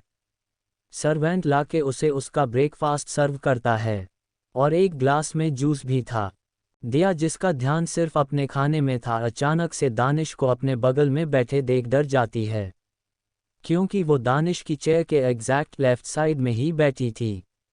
उसे नहीं पता था कि दानिश यहाँ बैठेगा, वरना वो कभी यहाँ नहीं बैठती। दानिश को अचानक से अपने बगल में बैठे देख उसका ध्यान उस पर होने की वजह से दिया गलती से मिर्ची खा लेती है, और उसे बहुत तेज मिर्ची लगती है, जिससे वो सीसी करने लगती है। दिया को मिर्ची बिल्कुल बर्दाश्त नहीं होती थी। दानिश जैसे ही अपना जूस का ग्लास पीने के लिए उठाने जाता है, उससे पहले ही दिया उसका ग्लास लेके अपने मुंह से लगा के गटागट सारा जूस एक सांस में पी जाती है। उसके इस एक्शन से को सर्वेंट जो सर्व कर रहा था, शैली जी और नैना सभी हैरान हो जाते हैं। दानिश भी दिया को गुस्से से घूर के देख रहा था। सर्वेंट तो अपना ठुक गटकते हुए भगवान से दिया की सलामती की दुआ कर रहा था, क्योंकि सबको पता था कि दानिश कितना क्लीन एंड फ्रीक पसंद इंसान था, और उसकी किसी भी चीज़ को अगर कोई छू लेता था तो वो इंसान उसके गुस्से का शिकार होने से नहीं बच सकता था। डन थम्स अप का चिन्ह। चैप्टर 26। दिया के दानिश को ताने, कृति के हाथ में व्योम की चाबी। दिया, जिसका ध्यान सिर्फ अपने खाने में था, अचानक से दानिश को अपने बगल में बैठे देख डर जाती है, क्योंकि वो दानिश की चेयर के एग्जैक्ट लेफ्ट साइड में ही बैठी थी। उसे नहीं पता था कि दानिश यहाँ बैठेगा, वरना वो कभी यहाँ नहीं बैठती। दानिश को अचानक से अपने बगल में बैठे देख उसका ध्यान उस पर होने की वजह से दिया गलती से मिर्ची खा लेती है, और उसे बहुत तेज मिर्ची लगती है, जिससे वो सीसी करने लगती है। दिया को मिर्ची बिल्कुल बर्दाश्त नहीं होती थी। दानिश जैसे ही अपना जूस का ग्लास पीने के लिए उठाने जाता है, उससे पहले ही दिया उसका ग्लास लेके अपने मुंह से लगा के गटागट सारा जूस एक सांस में पी जाती है। उसके इस एक्शन से को सर्वेंट जो सर्व कर रहा था, शैली जी और नैना सभी हैरान हो जाते हैं। दानिश भी दिया को गुस्से से घूर के देख रहा था। सर्वेंट तो अपना ठुक गटकते हुए भगवान से दिया की सलामती की दुआ कर रहा था, क्योंकि सबको पता था कि दानिश कितना क्लीन एंड फ्रीक पसंद इंसान था, और उसकी किसी भी चीज़ को अगर कोई छू लेता था तो वो इंसान उसके गुस्से का शिकार होने से नहीं बच सकता था। अब आगे हाँ, सब जाके जान में जान आए, वरना इस मिर्ची से तो ऐसा ही गया था कि मेरी जान ही निकल जाएगी। आपको पता है आंटी जी, मुझे मिर्ची बिल्कुल भी पसंद नहीं। बाबा, पता नहीं लोग मिर्ची कैसे खा लेते हैं। दिया अपनी ही धुन में बस बोले जा रही थी, उसे ये भी एहसास नहीं था कि कोई उसे घूर के देख रहा है। दिया ने जब बात करते हुए अपनी गर्दन ऊपर उठा के देखा तो पाया कि सब लोग उसे ही देखते हैं। आप सब लोग मुझे ऐसे क्यों देख रहे हो, जैसे मैं कोई हीरोइन हूँ? आप लोग अपना खाना खाइए ना, वरना मैं अपना खाना नहीं खा पाएंगी। और ये बोल अपने दांत दिखा देती है। ग्रिन। ऐसे करते हुए वो बिल्कुल किसी छोटे बच्चे की तरह लग रही थी। दानिश ने अपना सिर झटका और नौकर से फिर से एक ग्लास जूस लाने को कहा। ओह नो, ये ओहो, मैंने अपना जूस के बजाय आपके ग्लास का जूस उठा लिया। आई एम सॉरी दानिश जी। ये लीजिए, आप मेरा जूस ले लीजिए। कहते हुए दिया ने अपने ग्लास का जूस उठा के दानिश की तरफ रख दिया। और सर्वेंट जो थोड़ा उम्रदराज था, इसीलिए दिया ने उसे कहा रहने दीजिए, ये ग्लास का जूस है ना दानिश जी, वो पी लेंगे वरना ये वेस्ट हो जाएगा। दिया ने ये सब नॉर्मली और एक स्माइल के साथ कहा था, लेकिन उसके इतना बोलने के बाद वहां पर शांति छा गई। सब लोग एक दूसरे को देख रहे थे। दिया, क्या हुआ, आप लोग फिर से एक दूसरे को देख रहे हैं? कोई बात है क्या? दिया ने मासूमियत से सबकी तरफ देखते हुए कहा। शैली जी, अरे नहीं नहीं बेटा, ऐसी कोई बात नहीं है, वो दानिश को अपने ही ग्लास में जूस पीने की आदत है ना, तो इसीलिए बस। शंभू, तुम जाओ दानिश के लिए दूसरा जूस ले आओ, शैली जी ने जल्दी जल्दी बात संभालते हुए कहा, क्योंकि उन्हें दानिश के चेहरे पर फ्रस्ट्रेशन साफ दिखाई दे रहा था, जो दिया के लिए खतरनाक साबित हो सकता था। नैना, वैसे दिया दी, आपने बताया था कि आप यहाँ इस शहर में कोई नौकरी करने आई थी, तो आप कब से ज्वाइन कर रही है? क्योंकि आपको तो चोट लगी है ना, फिर आपको आपकी नौकरी के पहले ही दिन क्या छुट्टी मिल जाएगी? नैना ने दिया से पूछा। नैना बहुत ही मासूम और प्यारी थी। उसे दिया बहुत पसंद आई थी। उसे बहुत अच्छा लगा था कि इस घर में उसकी फैमिली के अलावा भी कोई रहने आया, वरना तो वो हमेशा घर पर बोर होती रहती थी। दिया की बातें और उसका बिहेवियर ने उसका मन जीत लिया था, जिससे वो उसकी दोस्त बन गई थी। नैना सबकी लड़की थी, आखिर सबसे छोटी जो थी, और ये जान के कि उसने उसकी माँ की जान बचाई थी, उसके दिल में उसके लिए बहुत इज्जत और प्यार की भावना थी, और साथ में फिक्र भी। दिया, हाँ आई तो मैं उस नौकरी की वजह से ही थी, लेकिन कमबख्त मारे वो कंपनी वाले एक नंबर के कमीने इंसान है, इंसानों की ज़रा सी भी कद्र नहीं है उन लोगों को, पता नहीं इतनी बड़ी कंपनी कैसे खड़ा दी इन लोगों ने। इसलिए अब मेरे पास कोई नौकरी नहीं है, मैं बेरोजगार हूँ। मुझे कोई दूसरी नौकरी ढूंढने पड़ेगी जहाँ इंसानों की कद्र भी हो, और जिनके अंदर थोड़ी इंसानियत हो। हमदिया ने उदासी से और कंपनी वालों को कोसते हुए कहा। दानिश बिना किसी चीज़ पर ध्यान देते हुए बस अपना ब्रेकफास्ट कर रहा था, जैसे उसे कोई मतलब ही न हो। शैली जी, अरे हाँ बेटा, आपने हम बताया था कि आपका जॉइनिंग लेटर को गया था, और कंपनी वालों ने आपको अंदर नहीं जाने दिया। दिया, जी आंटी जी, मैंने उनसे कितना कहा कि एक बार आप लोग एचआर डिपार्टमेंट से बात कर लो या फिर मुझे ही बात करने दो, लेकिन उन सो कॉल्ड बड़ी कंपनी के बड़े बड़े अधिकारियों ने मेरी एक नहीं सुनी। दिया ने ताना मरते हुए कहा। नैना, ऐसा कैसे कर सकते हैं लोग दी आपके साथ, और कैसे पॉलिसी है उनके कंपनी की जो ऐसा बिहेव करते हैं दूसरे लोगों के साथ, जो किसी की मजबूरी भी नहीं समझते। मेरे भैया की कंपनी और उसके लोग तो बहुत अच्छे हैं, इसलिए तो मेरे भैया की कंपनी टॉप 5 कंपनीज में से एक है। वैसे नाम क्या है उस घटिया कंपनी का? नैना ने पानी पीते हुए पूछा। दिया, वही सिंघानिया एंटरप्राइजेज, दिया ने मुंह बनाते हुए कहा। ये सुनते ही नैना जो पानी पी रही थी उसे अचानक से ठसका लग गया, और वो कहने लगी, अरे अरे संभाल के नैना, आराम से पियो, इतनी जल्दी क्या है? दिया ने फिक्र जताते हुए कहा। वही शैली जी भी दिया को हैरानी से देख रही थी, और शंभू काका भी। तो इसका मतलब आप इतनी देर से सिंघानिया एंटरप्राइजेस की बुराई कर रही थी? नैना ने हैरानी से दिया से पूछा। और नहीं तो क्या? ये सुन नैना ने दानिश की तरफ देख, जो खाते हुए रुक गया था और दिया को घूर के देख रहा था। सिंघानिया एंटरप्राइजेस किसी और की नहीं बल्कि दानिश की ही कंपनी थी। मतलब इतने देर से वो बड़े आराम से अपनी ही कंपनी की बुराइयां सुन रहा था दिया के मुंह से। ऐसा नहीं हो सकता बेटा, जरूर आपसे कोई गलती हुई होगी। सिंघानिया कंपनी तो बहुत अच्छी और बहुत बड़ी कंपनी है। शैली जी ने मामला संभालते हुए कहा। नहीं आंटी जी, मुझे कोई गलत फहमी नहीं हुई है। आपको पता है उन लोगों ने मुझे गवार कहा, मेरे कपड़ों पर कमेंट किया, मुझे बॉडीगार्ड्स बुला के बाहर निकलवाया। आज तक इतनी बेइज्जती नहीं हुई थी कभी भी मेरी। अरे मैं कोई चोर थोड़ी थी, बस मेरा जॉइनिंग लेटर खो गया था, जिससे मेरे पास कोई भी सबूत नहीं था उन्हें दिखाने के लिए कि मुझे इस कंपनी में जॉब मिली है।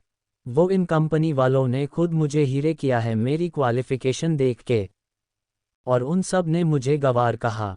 मैं यहाँ किसी को नहीं जानती आंटी जी, पता नहीं अगर आप मुझे अपने घर के नहीं आती तो मैं कहाँ जाती। मुझे कहा गया था कि नौकरी के साथ साथ रहने को घर भी देंगे ये लोग, और अब जब नौकरी ही नहीं है तो फिर मैं कहाँ जाऊँ रहने। एक अनजान शहर में एक अकेली लड़की जो यहाँ किसी को नहीं जानती, वो क्या करेगी बताइए। कहते हुए दिया का गला भर आया। दानिश भी उसकी बातें सुन रहा था। नैना और शैली जी को भी दिया पर तरस आ रहा था, और शंभू काका को भी। आखिर उनकी भी दिया जैसी ही एक बेटी थी। अगर को भी ऐसी ही किसी सिचुएशन में फंस जाती तो ये सोच के ही उनका कलेजा मुंह को आ गया। वालिया मैंशन ई डाइनिंग टेबल पर सभी लोग बैठे हुए थे। क्या हुआ कृति, तुमने ऐसे मुंह क्यों लटका रखा है? पार्थ ने उसे देखते हुए पूछा। कृति जो अपना फोन टूट जाने की वजह से मुंह लटका हुआ था, बल्कि रोने का मन कर रहा था। पार्थ के पूछते ही वो रोने लगती है। पार्थ और बाकी सब भी उसका रोना सुन हैरान रह जाते हैं। पार्थ, कृति क्या है, तुम रो क्यों रही हो, क्या हुआ बच्चा, बताओ अपने भैया को, हम बताओ मुझे। पार्थ ने कृति को देखते हुए उसके गाल पर हाथ रखते हुए कहा। कृति, भाई रोते हुए। व्योम, हो गया इस लड़की का नाटक शुरू। अब ये भाई से मेरी शिकायत करेगी। कृति, भाई, इसने व्योम को तरफ इशारा करते हुए, इस चमगादड़ ने मेरा फोन तोड़ दिया। कह के फिर से रोने लगी। पार्थ ने व्योम की तरफ अपनी भान उठा के देखा, जैसे कह रहा हो क्या ये सच है। पार्थ को देख व्योम अपनी नजरें चुराने लगा, जिसे देख पार्थ ने अपनी गर्दन हिला दी। तभी बाहर से कोई आवाज आई। सर, कोई एक आदमी कार की डिलीवरी देने आया है, हम उससे कह दो वापस ले जाए, अब हमें नहीं चाहिए। पार्थ ने कहा। कैसी कार भाई, ऋषि ने पूछा। मैंने न्यू लिमिटेड एडिशन की स्पोर्ट्स कार ऑर्डर की थी व्योम के लिए। ये सुन व्योम अपनी सीट से उठते हुए, व्हाट रियली भाई, आपने मेरे लिए न्यू स्पोर्ट्स कार ऑर्डर की है? ओ भाई, I love you, you are the best. Vyom ने पार्थ को गले लगाते हुए कहा। इसकी कोई ज़रूरत नहीं है क्योंकि मैं इसे वापस भेज रहा हूँ। व्योम, व्हाट, पर क्यों? नो नो नो भाई प्लीज़, तुम्हें ये कार मिलेगी या नहीं ये कृति डिसाइड करेगी, पार्थ ने कहा। ये सुन व्योम का मुंह बन गया और कृति की तरफ लाचार नज़रों से देखने लगा। और ये सुन कृति का चेहरा चमक गया और वो व्योम को देख एक शातिर मुस्कान देने लगी। मॉम डैड भाई कुछ बोलिए इसे, ये मुझसे पूरा बदला लेने वाली है। ओ नो भाई, आप मेरे साथ ऐसा नहीं कर सकते। मामी जी और आकांक्षा का तो मुंह ही बन गया था। मामी जी को बहुत गुस्सा आ रहा था। सबको इस तरह से घुलते मिलते देख, खासकर पार्थ को अपने परिवार की फिक्र करते देख उन्हें उनका बरसों की मेहनत पर पानी फिरता नजर आ रहा था। पार्थ ने एक नज़र अपने मॉम डैड को देखा लेकिन उन्हें कुछ कह नहीं पाया। पार्थ ने स्पोर्ट्स कार की चाबी कृति को से दी। अब ये डिसीजन तुम्हारा होगा कि तुम्हारे भाई को ये कार देनी है या नहीं। व्योम का मुंह तो रोने वाला हो गया था। ऋषि, पार्थ ने कहा, और दोनों भाई साथ ने ऑफिस के लिए निकल गए। सिंघानिया इंडस्ट्रीज ई। दानिश अपने केबिन में किसी राजा की तरह अपने चेयर पर बैठा हुआ थे। डेविड, दानिश ने आवाज दी। डेविड, यस बॉस, ये रही मिस दिया की फाइल। वो बिल्कुल सच कह रही थी। उन्हें हमारी कंपनी की तरफ से जॉब ऑफर हुई थी, लेकिन उनका जॉइनिंग लेटर खोने की वजह से उनकी बात किसी ने नहीं सुनी। बॉस, वो बेचारी लड़की बिल्कुल सच कह रही थी। आपको पता है बॉस, वो मुझे कंपनी के बाहर ही मिली थी जब हम कल सुबह आ रहे थे और हमारी कार के आगे वो लड़की आ गई थी, वो मीज़ दिया ही थी। बॉस, वो बहुत प्यारी लड़की है, डेविड ने कहा। तो दानिश ने उसे घूर के देखा जिससे वो चुप हो गया। सुबह डाइनर टेबल पर दिया की बातें सुन दानिश ने कंपनी आकर उसके बारे में पता करवाने को डेविड से कहा था। शैली जी ने भी दानिश को दिया की हेल्प करने को कहा था। आखिर उसने उनकी जान बचाई थी तो एक तरह से उसका एहसान उनके ऊपर था। डन थम्स अप का चिन्ह। Chapter 27 read gives head massage to Parth. Vyom का मुंह तो रोने वाला हो गया था, ऋषि पार्थ ने कहा, और दोनों भाई साथ ने ऑफिस के लिए निकल गए। सिंघानिया इंडस्ट्रीज ई। दानिश अपने केबिन में किसी राजा की तरह अपने चेयर पर बैठा हुआ थे। डेविड, दानिश ने आवाज दी।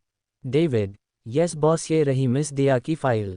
वो बिल्कुल सच कह रही थी।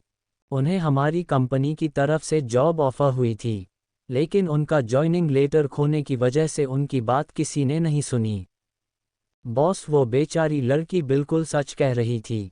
आपको पता है बॉस, वो मुझे कंपनी के बाहर ही मिली थी जब हम कल सुबह आ रहे थे और हमारी कार के आगे वो लड़की आ गई थी, वो मीज़ दिया ही थी।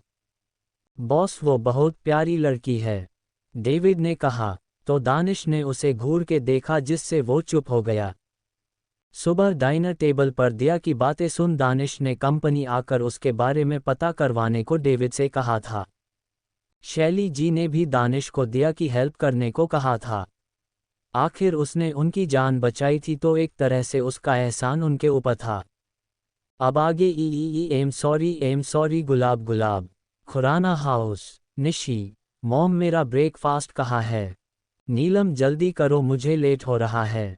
और कितना टाइम लगेगा खाना बनाने में तुम्हें? नीलम, प्रीत की चाची किचन से बाहर आते हुए। नीलम जी का हुलिया देख के पता चल रहा था कि वो किचन में कोई युद्ध लड़के आए हो। हालत बुरी हो रखी थी। मैं क्या तुम लोगों को नौकरानी नजर आती हूँ जो ऐसे मुझ पे हुक्म चला रहे हो? और ये क्या खाना खाना लगा रखा? मुझे नहीं बन रहा है खाना, जाके बाहर से खा लो। और मेरे लिए भी कुछ ऑर्डर कर देना, क्योंकि अब मैं इस हाल में नहीं हूँ कि कुछ भी कर सकूं। बर्तन धो धो के मेरे हाथ दर्द हो रहे हैं। हाय, कितना दर्द हो रहा है इनमें।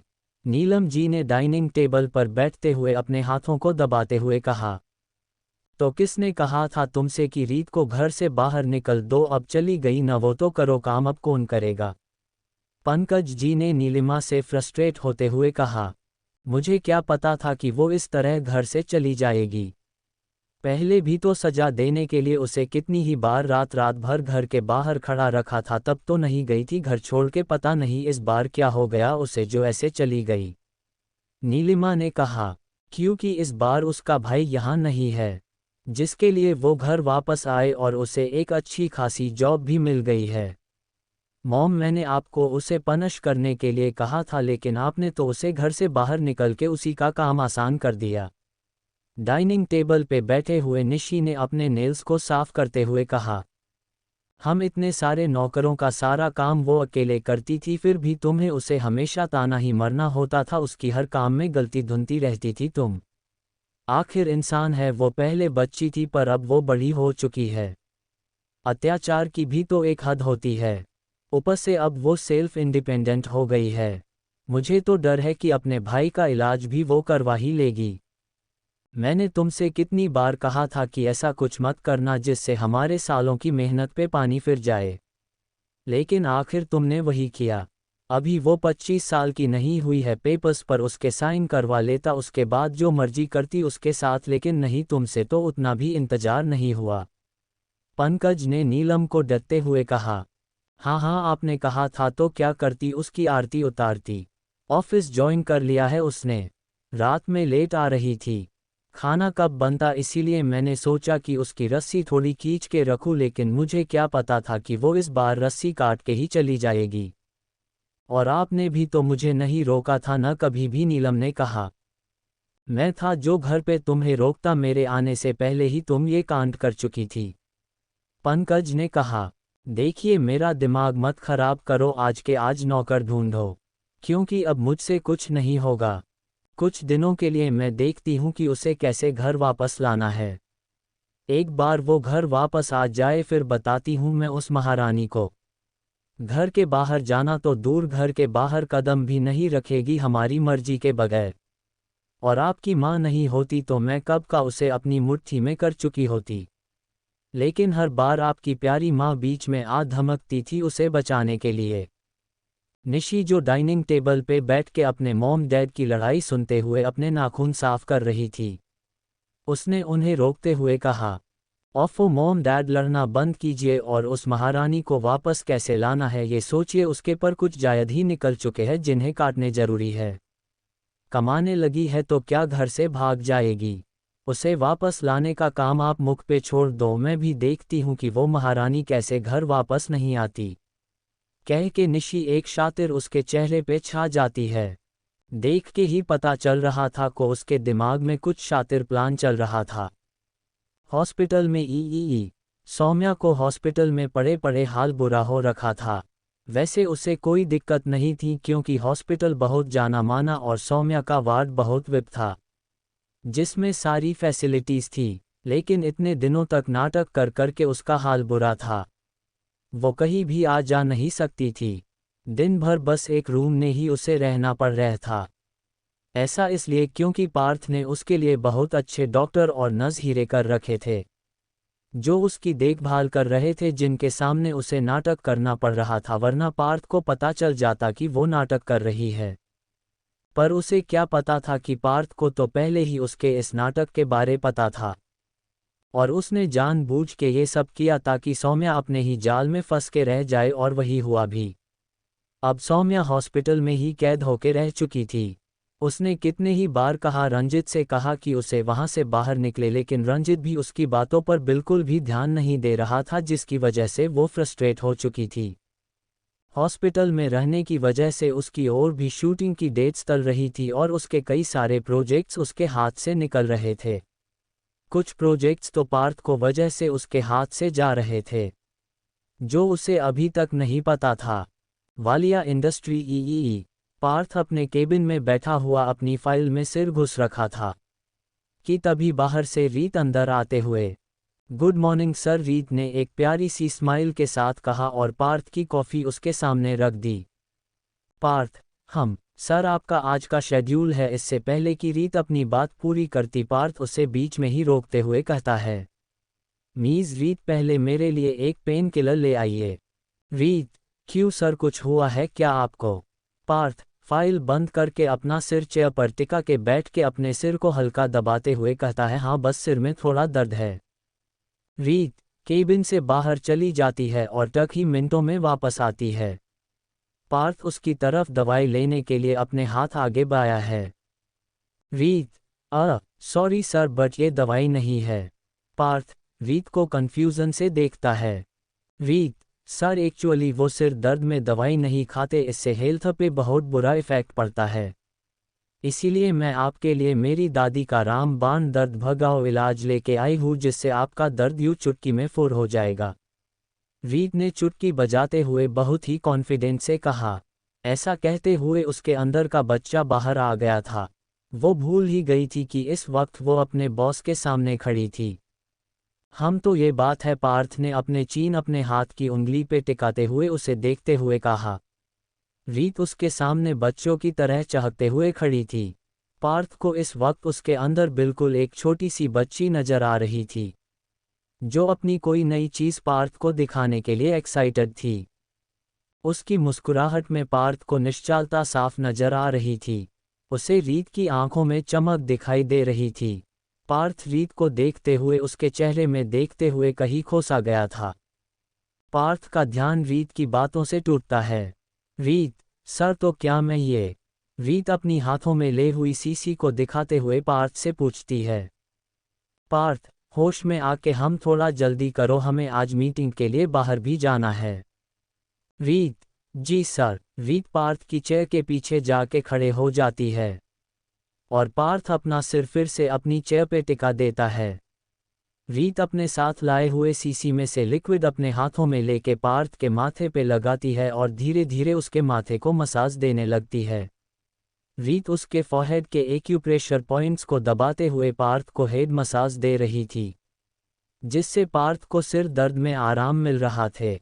पार्थ रीत के मुलायम हाथों के स्पर्श को महसूस करके पता नहीं उसके दिल में एक अजीब सी मीठी सी गुदगुदी हो रही थी। पता नहीं क्यों पर पार्थ को रीत की छुअन बहुत ही सुकून दे रही थी। पार्थ ने अपनी आंखें बंद की हुई थी और उसके होठों पे इस वक्त एक दिलकश मुस्कान तैर रही थी जिसका पता उसे खुद को नहीं था। रीत अपना काम बहुत प्यार और लगन से कर रही थी। सर, अब आपको कैसा लग रहा है? रीत ने पार्थ को हेड मसाज करते हुए पूछा। पार्थ, हम बहुत अच्छा लग रहा है। आज तक मैंने ऐसा जादू सिर्फ अपनी माँ के हाथों में ही देखा था। तुम्हें पता है रीत, बचपन में मेरी माँ ऐसे ही मेरे सिर दर्द होने पर मुझे हेड मसाज देती थी। पार्थ को बचपन में कविता जी जैसे उसकी हेड मसाज देती थी, उसकी केयर करती थी, वो याद गया, जिसे याद कर उसे फिर से अपना गिल्ट याद आ गया और उसकी आंखों से एक बूंद आंसू निकल आया जिसे उसने तुरंत पोंछ लिया। कि तभी पार्थ के केबिन का डोर नॉक हुआ। कम इन, पार्थ ने कहा। पार्थ सर, ये प्रोजेक्ट को फाइल जिसे अटेंड करने हम जाना है आज। ये बोलते हुए बाहर से नम्या फाइल देखते हुए अंदर आ रही थी। कि तभी सामने का नज़ारा देख उसकी आंखें बड़ी हो जाती है। रीत को पार्थ को हेड मसाज देते हुए देख के नम्या की आंखें गुस्से से लाल हो जाती है। उसका मन कर रहा था कि वो अभी के अभी रीत को यहाँ से उठा के नीचे फेंक दे, लेकिन अफसोस पार्वत के सामने वो ऐसा कुछ नहीं कर सकती थी। बस गुस्से से रीत को घूर के देखने लगती है। ये तुम क्या कर रही हो यू स्टूपिड गर्ल? तुम जैसे मिडिल क्लास लोग बस यही कर सकते हो। ये तुम्हारी ही चल होगी ना, ताकि ऐसा करके तुम पार्थ सर के करीब आ सको, उन्हें टच कर सको। मैं तुम जैसे छोटे लोगों की सोच को बहुत अच्छे से जानती हूँ। तुम्हें तो मैं छोड़ूंगी नहीं। I will kill you, he is mine. Parth सिर्फ मेरा है। ये सब नम्या अपने मन में बोल रही थी। उसकी इतनी हिम्मत कहा कि पार्थ के सामने ये सब बोल पाए। पार्थ सर, क्या हुआ आपको? आपके सिर ने अगर दर्द हो रहा है तो मैं पेन किलर ले आती हूँ। ऐसे करने से कुछ नहीं होता है, उल्टा आपका सिर दर्द और बढ़ जाएगा। आखिर थोड़ी देर में ही हमें मीटिंग के लिए भी निकालना है। तो ये सब नम्य को बीच में ही बोलते हुए पार्थ ने हाथ दिखा के रोक दिया तो नम्य चुप हो गई। पार्थ ने रीत को भी रुक जाने का इशारा किया तो रीत ने वॉशरूम में जाके अपने हाथ धो के वापस आ गई। मिस नम्य, मीटिंग में गौरव मेरे साथ जाएगा, आपको मेरे साथ जाने की जरूरत ही नहीं है। Namya, but sir. Parth, you can go now मीज नम्य। नम्य अपनी गर्दन हाँ में हिलाते हुए औक कहती है और एक तिरछी नज़र रीत पर डाल के गुस्से में बाहर चली जाती है। Sir, can I go now? रीत ने पार्थ से पूछा। पार्थ, हम। रीत केबिन से बाहर जाने लगी तो पार्थ ने उसे रोकते हुए कहा। मिस रीत। रीत, ये sir. Parth, thanks for head massage. Reet ने बस एक स्माइल कर दी और जाने लगी। मिस रीत। रीत, यस सर। थोड़ी छोटी सी भूख लगी है तो हल्का फुल्का नाश्ता। रीत, स्माइल के साथ ओक सर। और वो बाहर पार्थ के लिए नाश्ता लेने चली जाती है। पार्थ ने आज नाश्ता अच्छे से नहीं किया था, इसीलिए उसे भूख लगी थी। और जब उसे उस दिन के रीत के खाने का स्वाद याद आया तो उसे रीत के हाथों का खाना खाने का मन भी था। डन थम्स अप का चिन्ह। चैप्टर 28, रीत इज इन ट्रबल। कम इन, पार्थ ने कहा। पार्थ सर, ये प्रोजेक्ट को फाइल जिसे अटेंड करने हम जाना है आज। ये बोलते हुए बाहर से नम्या फाइल देखते हुए अंदर आ रही थी। कि तभी सामने का नज़ारा देख उसकी आंखें बड़ी हो जाती है। रीत को पार्थ को हेड मसाज देते हुए देख के नम्य की आंखें गुस्से से लाल हो जाती है। उसका मन कर रहा था कि वो अभी के अभी रीत को यहाँ से उठा के नीचे फेंक दे, लेकिन अफसोस पार्वत के सामने वो ऐसा कुछ नहीं कर सकती थी। बस गुस्से से रीत को घूर के देखने लगती है। ये तुम क्या कर रही हो यू स्टूपिड गर्ल? तुम जैसे मिडिल क्लास लोग बस यही कर सकते हो। ये तुम्हारी ही चल होगी ना, ताकि ऐसा करके तुम पार्थ सर के करीब आ सको, उन्हें टच कर सको। मैं तुम जैसे छोटे लोगों की सोच को बहुत अच्छे से जानती हूँ। तुम्हें तो मैं छोड़ूंगी नहीं। I will kill you, he is mine. Parth सिर्फ मेरा है। ये सब नम्य अपने मन में बोल रही थी। उसकी इतनी हिम्मत कहा कि पार्थ के सामने ये सब बोल पाए। पार्थ सर क्या हुआ आपको? आपके सिर ने अगर दर्द हो रहा है तो मैं पेन किलर ले आती हूँ। ऐसे करने से कुछ नहीं होता है, उल्टा आपका सिर दर्द और बढ़ जाएगा। आखिर थोड़ी देर में ही हमें मीटिंग के लिए भी निकालना है। तो ये सब नम्य को बीच में ही बोलते हुए पार्थ ने हाथ दिखा के रोक दिया तो नम्य चुप हो गई। पार्थ ने रीत को भी रुक जाने का इशारा किया तो रीत ने वॉशरूम ने जाके अपने हाथ धो के वापस आ गई। मिस नम्य, मीटिंग में गौरव मेरे साथ जाएगा, आपको मेरे साथ जाने की जरूरत ही नहीं है। Namya, but sir. Parth, you can go now मीज नम्य। नम्य अपनी गर्दन हाँ में हिलाते हुए औक कहती है और एक तिरछी नज़र रीत पर डाल के गुस्से में बाहर चली जाती है। Sir can I go now? रीत ने पार्थ से पूछा। पार्थ, हम। रीत केबिन से बाहर जाने लगी तो पार्थ ने उसे रोकते हुए कहा, मिस रीत। रीत, ये sir. Parth, thanks for head massage. Reet ने बस एक स्माइल कर दी और जाने लगी। मिस रीत। रीत, यस सर। थोड़ी छोटी सी भूख लगी है तो हल्का फुल्का नाश्ता। रीत, स्माइल के साथ ओक सर। और वो बाहर पार्थ के लिए नाश्ता लेने चली जाती है। पार्थ ने आज नाश्ता अच्छे से नहीं किया था इसीलिए उसे भूख लगी थी। और जब उसे उस दिन के रीत के खाने का स्वाद याद आया तो उसे रीत के हाथों का खाना खाने का मन भी था। अब आगे एम सॉरी गुलाब गुलाब। Singhania enterprises. Danish conference meeting में बिजी था। मीटिंग का माहौल इस वक्त बहुत ज़्यादा गर्म था। वहाँ बैठे सभी लोग अपना पसीना पोंछ रहे थे, या यूँ कहे कि सभी भगवान से उससे बचाने की प्रार्थना कर रहे थे। दानिश इस वक्त बहुत ज़्यादा गुस्से था।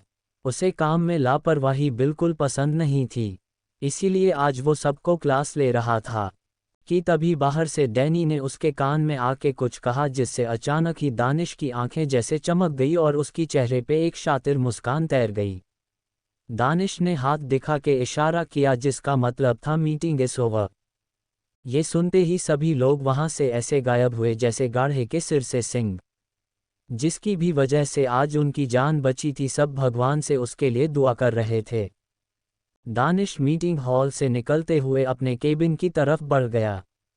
केबिन में एंटर होते ही उसकी नज़र उसके केबिन में बैठे शख्स पर पड़ी। दानिश गुस्से से उस इंसान को तरफ बढ़ते हुए गुस्से से कहता है, हाउ डरे यू पार्थ वालिया, तुम्हारी इतनी हिम्मत कि तुम मेरे ही ऑफिस में मेरे ही केबिन में आके मेरे ही चेयर पर इतने एटीट्यूड से बैठे हुए हो। दानिश ने पार्थ को गुस्से से घूरते हुए कहा। पार्थ इस वक्त दानिश के चेयर पर ही बड़े एटीट्यूड के साथ किसी राजा की तरह बैठा हुआ था और उसकी चेयर को घुमाते हुए उसे एक शातिर स्माइल के साथ घूर रहा थे, जैसे ये सब दानिश का नहीं पार्थ का हो। इस वक्त केबिन में पार्थ के पीछे गौरव और ठीक उसके सामने खड़े दानिश के पीछे डेविड खड़ा था। रिलैक्स मिस्टर डेनिश सिंघानिया, तुम अभी भी नहीं बदले, मानना पड़ेगा।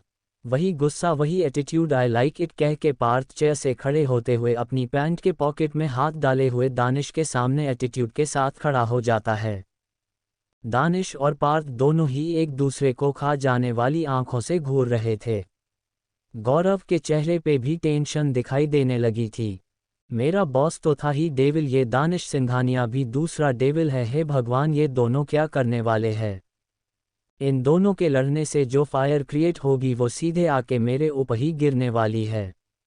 ओह क्या किस्मत है मेरी, खुद को बचाने के लिए यहाँ से भाग भी नहीं सकता। गौरव ने अपना रोने जैसा मुंह बनाते हुए ऊपर भगवान की तरफ देखते हुए कहा, प्लीज़ भगवान जी आज बचा लो, इस बार न, इस बार मैं जो कभी कभी स्मोकिंग करता हूँ ना, जिसे पारुल ने भी कितनी ही बार छुड़ाने की कोशिश की है लेकिन मैं छोड़ नहीं पाया। आई प्रॉमिस आज के बाद मैं पक्का कभी स्मोकिंग नहीं करूँगा, सच्ची आज बचा लो प्लीज़। गौरव ऐसी ही मन्नतें मांगता था, कभी गरीबों को खाना खिलाने का प्रोमिस, कभी स्ट्रीट डॉग्स को, तो कभी अपनी कोई बुरी आदतें छोड़ने का प्रोमिस करता था। भगवान को इसी तरह मनाया था और भगवान भी उसकी बात झट से मान जाते थे। जैसे कि अभी दोनों डेविल एक दूसरे को गुस्से से घूर रहे थे कि अचानक ही दोनों ठहाका मार के हंसने लगे। गौरव जो भगवान से मिन्नतें कर रहा था अचानक से ही हंसने की आवाज़ सुन के सामने अपनी आंखें खोल के देखता है तो उसकी हैरानी का कोई ठिकाना ही नहीं था। दोनों डेविल हंसते हुए एक दूसरे के गले मिल रहे थे। दानिश और पार्थ एक दूसरे को हाई फाई देते हुए मजबूती से एक दूसरे के हाथों को पकड़ बहुत ही गर्मजोशी से एक दूसरे के गले मिले हुए थे, जैसे कि कोई बरसों के बिछड़े हुए दोस्त हो। जो सच भी था, पार्थ और दानिश दोनों बचपन के दोस्त थे। डेविड भी उन दोनों को देख के स्माइल कर रहा था, जैसे कि उसे पहले से ही पता हो। Walia industry JEE. रीत अपने केबिन में बैठ के बहुत ही सिंसेरिटी के साथ अपना काम कर रही थी। तभी उसके केबिन में पियोन आता है। रीत मैम, पियोन ने कहा। रीत, अंकल, मैंने आपको कितनी बार कहा है कि आप मुझे मेरे नाम से ही बुलाया कीजिए, मुझे अच्छा नहीं लगता जब आप मुझे मैम कहते हैं। पियोन अंकल भी मुस्कुराते हुए कहते हैं, अच्छा अच्छा बिटिया, अब मैं तुम्हें तुम्हारे नाम से ही बुलाऊंगा।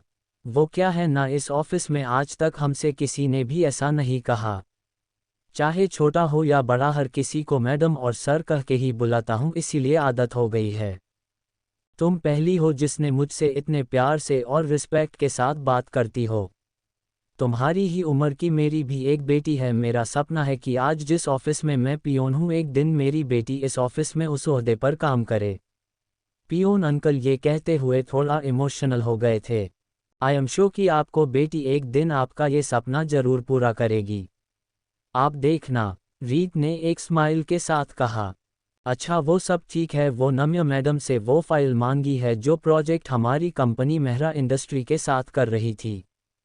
रीत, वो फाइल? सॉरी अंकल, बट वो प्रोजेक्ट ख़त्म हुए तो 1 महीना हो गया है और तब तो मैं यहाँ थी भी नहीं, इसीलिए मुझे नहीं पता कि वो फाइल कहाँ है। बेटा, वो फाइल शायद लाइब्रेरी स्टोर रूम में रखी होगी, क्योंकि सारी पुरानी फाइल्स वही रखी है। ठीक है, मैं वहाँ जाके देखता हूँ, अंकल ने उदास होते हुए कहा। अंकल, अभी लंच टाइम हो रहा है, पहले आप लंच कर लीजिए, उसके बाद चले जाएगा। वरना अगर आपका लंच स्किप हो गया तो फिर इसके बाद आपको टाइम कहाँ मिलेगा। और आपकी तबीयत भी कुछ अच्छी नहीं लग रही मुझे, ऐसे में आपको टाइम से खाना खा लेना चाहिए। रीत ने कहा। नहीं बेटा, नम्य मैडम का गुस्सा तुम्हें पता नहीं है। उन्हें जो चीज़ जब चाहिए होती है तभी चाहिए होती है, वरना उनका गुस्सा झेलना पड़ता है। अंकल ने उदास होते हुए कहा। अच्छा, आप एक काम कीजिए, आप जाके अपना लंच कीजिए, मैं जाके फाइल ले आती हूँ। अरे नहीं बेटा, तुम क्यों, ये मेरा काम है, मैं के ले आऊँगा। रीत, अंकल आपके पास और भी बहुत सारे काम है। मेरा सारा काम हो चुका है, सो आई एम फ्री नाउ, तो मैं जाके ले आती हूँ। और मैं नम्य मैम को भी फाइल खुद दे दूंगी, तो आप चिंता मत कीजिए। ओक, ठीक है बेटा, जीती रहो, अंकल ने रीत के सिर पे हाथ फेरते हुए कहा, और बाहर चले गए। रीत ने अपनी टेबल का सामान समेटा और सब ठीक से रख के लाइब्रेरी स्टोर रूम की तरफ चली गई।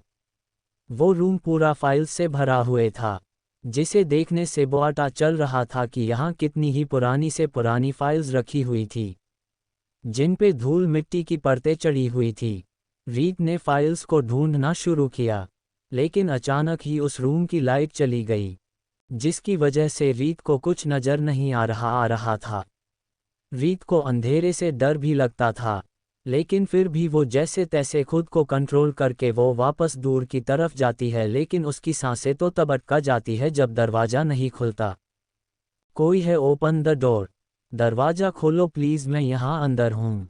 कोई है, मेरी आवाज़ सुनाई दे रही है क्या किसी को? हेलो प्लीज़ दरवाज़ा खोलो, मुझे अंधेरे से बहुत डर लगता है, please open the door please. कहते हुए रीत रोते हुए दरवाज़ा पीटने लगती है, बहुत चिल्लाती है, लेकिन कोई उसकी आवाज़ नहीं सुनता, क्योंकि वो रूम ऐसे फ्लो पर था जहाँ कोई भी डिपार्टमेंट नहीं था जहाँ लोग काम करते हो। ये फ्लो स्पेशली सिर्फ सामान रखने के लिए ही यूज़ किया जाता था, इसीलिए किसी को भी रीत के चिल्लाने की आवाज़ नहीं सुनाई दे रही थी। लेकिन कोई था जो उस रूम के थोड़ी ही दूर पर खड़े होके ये सब देख और सुन रहा था, बल्कि उसी ने बाहर से डोर लॉक भी किया था। उसे रीत की चीखती हुई आवाज़ें उसके दिल को सुकून दे रही थी। वो कोई और नहीं, नम्य थी। ये सारा प्लान, रीत को इस सिचुएशन में पहुंचना, सब कुछ उसके प्लान का हिस्सा था। उसने जानबूझ के वो फाइल मांगी जिसके लिए रीत को यहाँ आना ही पड़ता, क्योंकि उसे पता था कि अपने अच्छे नेचर की वजह से रीत पियोन को जाने नहीं देगी। सब कुछ अच्छे से प्लान करते हुए ही नम्य ने ये सब किया था ताकि उस पर भूल से भिन्न किसी को कोई शक न हो। ये सब बस एक एक्सीडेंट लगे। मिस रीत, अब देखते हैं कि कौन तुम्हें यहाँ आकर बचाता है। तुमने जो किया है उसका हर्जाना तो तुम्हें भुगतना ही था। तुमने मेरे पार्थ के सामने एक बार नहीं बल्कि दो बार मेरी इंसल्ट की है। तो तुम्हें मैं कैसे इतनी आसानी से छोड़ सकती थी? अब सड़ो इसी में जब तक तुम्हारी अक्ल ठिकाने नहीं लग जाती। हम कह के एटीट्यूड के साथ नम्य यहाँ से बाहर निकल जाती है और रीत वहाँ चीखती रह जाती है, लेकिन उसकी आवाज़ सुनने वाला कोई नहीं था। बेचारी रीत को तो किसी चीज़ की खबर नहीं थी कि अनजाने में ही वो किसी को अपना दुश्मन बना बैठी है। डन थम्स अप का चिन्ह। Chapter 29 Parth gift for Danny. वो कोई और नहीं नम्य थी। ये सारा प्लान, रीत को इस सिचुएशन में पहुंचना, सब कुछ उसके प्लान का हिस्सा था। उसने जानबूझ के वो फाइल मांगी जिसके लिए रीत को यहाँ आना ही पड़ता, क्योंकि उसे पता था कि अपने अच्छे नेचर की वजह से रीत पियोन को जाने नहीं देगी। सब कुछ अच्छे से प्लान करते हुए ही नम्य ने ये सब किया था ताकि उस पर भूल से भिन्न किसी को कोई शक न हो। ये सब बस एक एक्सीडेंट लगे। मिस रीत, अब देखते हैं कि कौन तुम्हें यहाँ आकर बचाता है। तुमने जो किया है उसका हर्जाना तो तुम्हें भुगतना ही था। तुमने मेरे पार्थ के सामने एक बार नहीं बल्कि दो बार मेरी इंसल्ट की है। तो तुम्हें मैं कैसे इतनी आसानी से छोड़ सकती थी? अब सड़ो इसी में जब तक तुम्हारी अक्ल ठिकाने नहीं लग जाती। हम कह के एटीट्यूड के साथ नम्य यहाँ से बाहर निकल जाती है और रीत वहाँ चीखती रह जाती है, लेकिन उसकी आवाज़ सुनने वाला कोई नहीं था। बेचारी रीत को तो किसी चीज़ की खबर नहीं थी कि अनजाने में ही वो किसी को अपना दुश्मन बना बैठी है। अब आगे एम सॉरी गुलाब गुलाब। हॉस्पिटल में सौम्या, साहिल मुझे यहाँ से बाहर निकालो वरना पागल हो जाऊंगी मैं, सौम्या ने चिल्लाते हुए कहा। साहिल, रिलैक्स दी, इसीलिए तो आया हूँ। और अब आपका भाई आ गया है तो अब टेंशन लेने की कोई बात नहीं है, साहिल ने वार्ड रूम के सोफे पर आराम से बैठते हुए एप्पल खाते हुए कहा। सौम्या, रंजित पता नहीं कहा है, जब से यहाँ से गया है उसने मेरे फ़ोन तक पिक नहीं किया। मुझे यहाँ फंसा के पता नहीं कहाँ गायब हो गया है, सौम्या ने तकिए पर मुंह से मारते हुए कहा। Relax the, I am sure मेरे फ्यूचर जीजू जरूर अपने सो कॉल्ड फ्रेंड के खिलाफ कोई न कोई प्लान कर रहे होंगे। अब उन्हें आपकी तरफ से कुछ उम्मीद नहीं लग रही तो शायद वो। तेरा मतलब क्या है? अब मुझसे कोई उम्मीद नहीं है, सौम्या ने साहिल के ऊपर तकिए फेंक के मारते हुए कहा। साहिल पिलो को कैच करते हुए कहा। सही तो कह रहा हूँ यार, आई मीन आपने नहीं कहा था ना कि पार्थ आपसे मिलने आया था? जैसा आपने मुझे बताया, पता नहीं क्यों पर मुझे लगता है कि पार्थ को शायद या तो आप पर शक हो गया है या फिर उस दिन की वजह से जब आप शादी छोड़कर भाग गई थी अपने प्यार के लिए, क्या पता उस बात को लेकर उसके अंदर गुस्सा हो और उसके अंदर से आपके लिए प्यार खत्म हो गया हो। ऐसा कभी नहीं हो सकता, पार्थ सिर्फ मुझसे प्यार करता था, करता है और हमेशा करता रहेगा। पार्थ के दिल में और दिमाग में सिर्फ और सिर्फ सौम्या ही रहेगी। सौम्या ने ये बात पूरे जुनून और पागलपन के साथ कहा थे। आई मस्ट से दी, मतलब आप प्यार किसी और से करती है और उसके बाद भी आप चाहती है कि the great Parth Walia the top businessman आपके प्यार में पागल होके घूमता रहे। नॉट बैड, हाँ smirk, I like it, Sahil ने सोफे पर बैठे हुए अपने सिर को हाथों पर टिकाते हुए कहा। साहिल सच ही कह रहा था, क्योंकि सौम्या को बहुत अच्छा लगता था जब पार्थ उसके पीछे पागलों की तरह घूमता था, हमेशा उसे पैम्पर करता रहता था। गलती चाहे सौम्या की ही क्यों ना हो, लेकिन हमेशा पार्थ ही उसे मनाता था। सौम्या भले इस बात को न माने पर पार्थ का उसे पैम्पर करना बहुत अच्छा लगता था, क्योंकि ये सब रंजित उसके लिए कभी नहीं करता था। तभी बाहर से एक डॉक्टर सौम्या के चेकअप करने के लिए अंदर आता है। Hello ma'am, how are you, doctor ने कहा। सौम्या, एक जबरदस्ती वाली स्माइल के साथ। फाइन। उसकी जबरदस्ती वाली स्माइल से साफ पता चल रहा था कि वो कितनी फ्रस्ट्रेट थी। डॉक्टर, आप मेरी दी के डिस्चार्ज पेपर्स रेडी कीजिए, मैं इन्हें घर लेके जा रहा हूँ, साहिल ने कहा। बट सर, पार्थ सर ने हमें मैम का ख्याल रखने के लिए कहा था। और फिर हम लोग इन्हें तीनों टाइम मॉनिटर भी तो कर रहे हैं ना, तो घर जाने की क्या ज़रूरत है? डॉक्टर ने कहा। ये डॉक्टर वही है जिसे पार्थ ने ही रख था, सौम्या पर नज़र रखने के लिए। साहिल, देखो डॉक्टर, तुम्हें मुझे ये बताने की ज़रूरत नहीं है कि मैं क्या करूँ क्या नहीं। और वैसे भी मुझे लगता है कि आप लोगों ने मेरी दी का इतने अच्छे से ध्यान रखा है, इसीलिए वो इतनी जल्दी ठीक हो गई है। अब वो घर जाके ओनों के बीच और अच्छे से जल्दी ठीक हो जाएंगी। से प्लीज़ जाकर डिस्चार्ज पेपर्स रेडी करो। और ये मैं पूछ नहीं रहा हूँ, बता रहा हूँ, समझे? और जहाँ तक बात रही पार्थ सर से बात करने की, तो मैं वो कर चुका हूँ, उन्होंने ही कहा है। और अब जाओ। इतना कह के उसने डॉक्टर को रूम से बाहर भेज दिया। 30 मिनट बाद डॉक्टर डिस्चार्ज पेपर्स रेडी करवा के सौम्या को डिस्चार्ज कर देता है। सौम्या इस वक्त भी एक्टिंग कर रही थी, इसीलिए वो अभी व्हीलचेयर पर थी और हाथ में भी प्लास्टर चढ़ा हुआ था।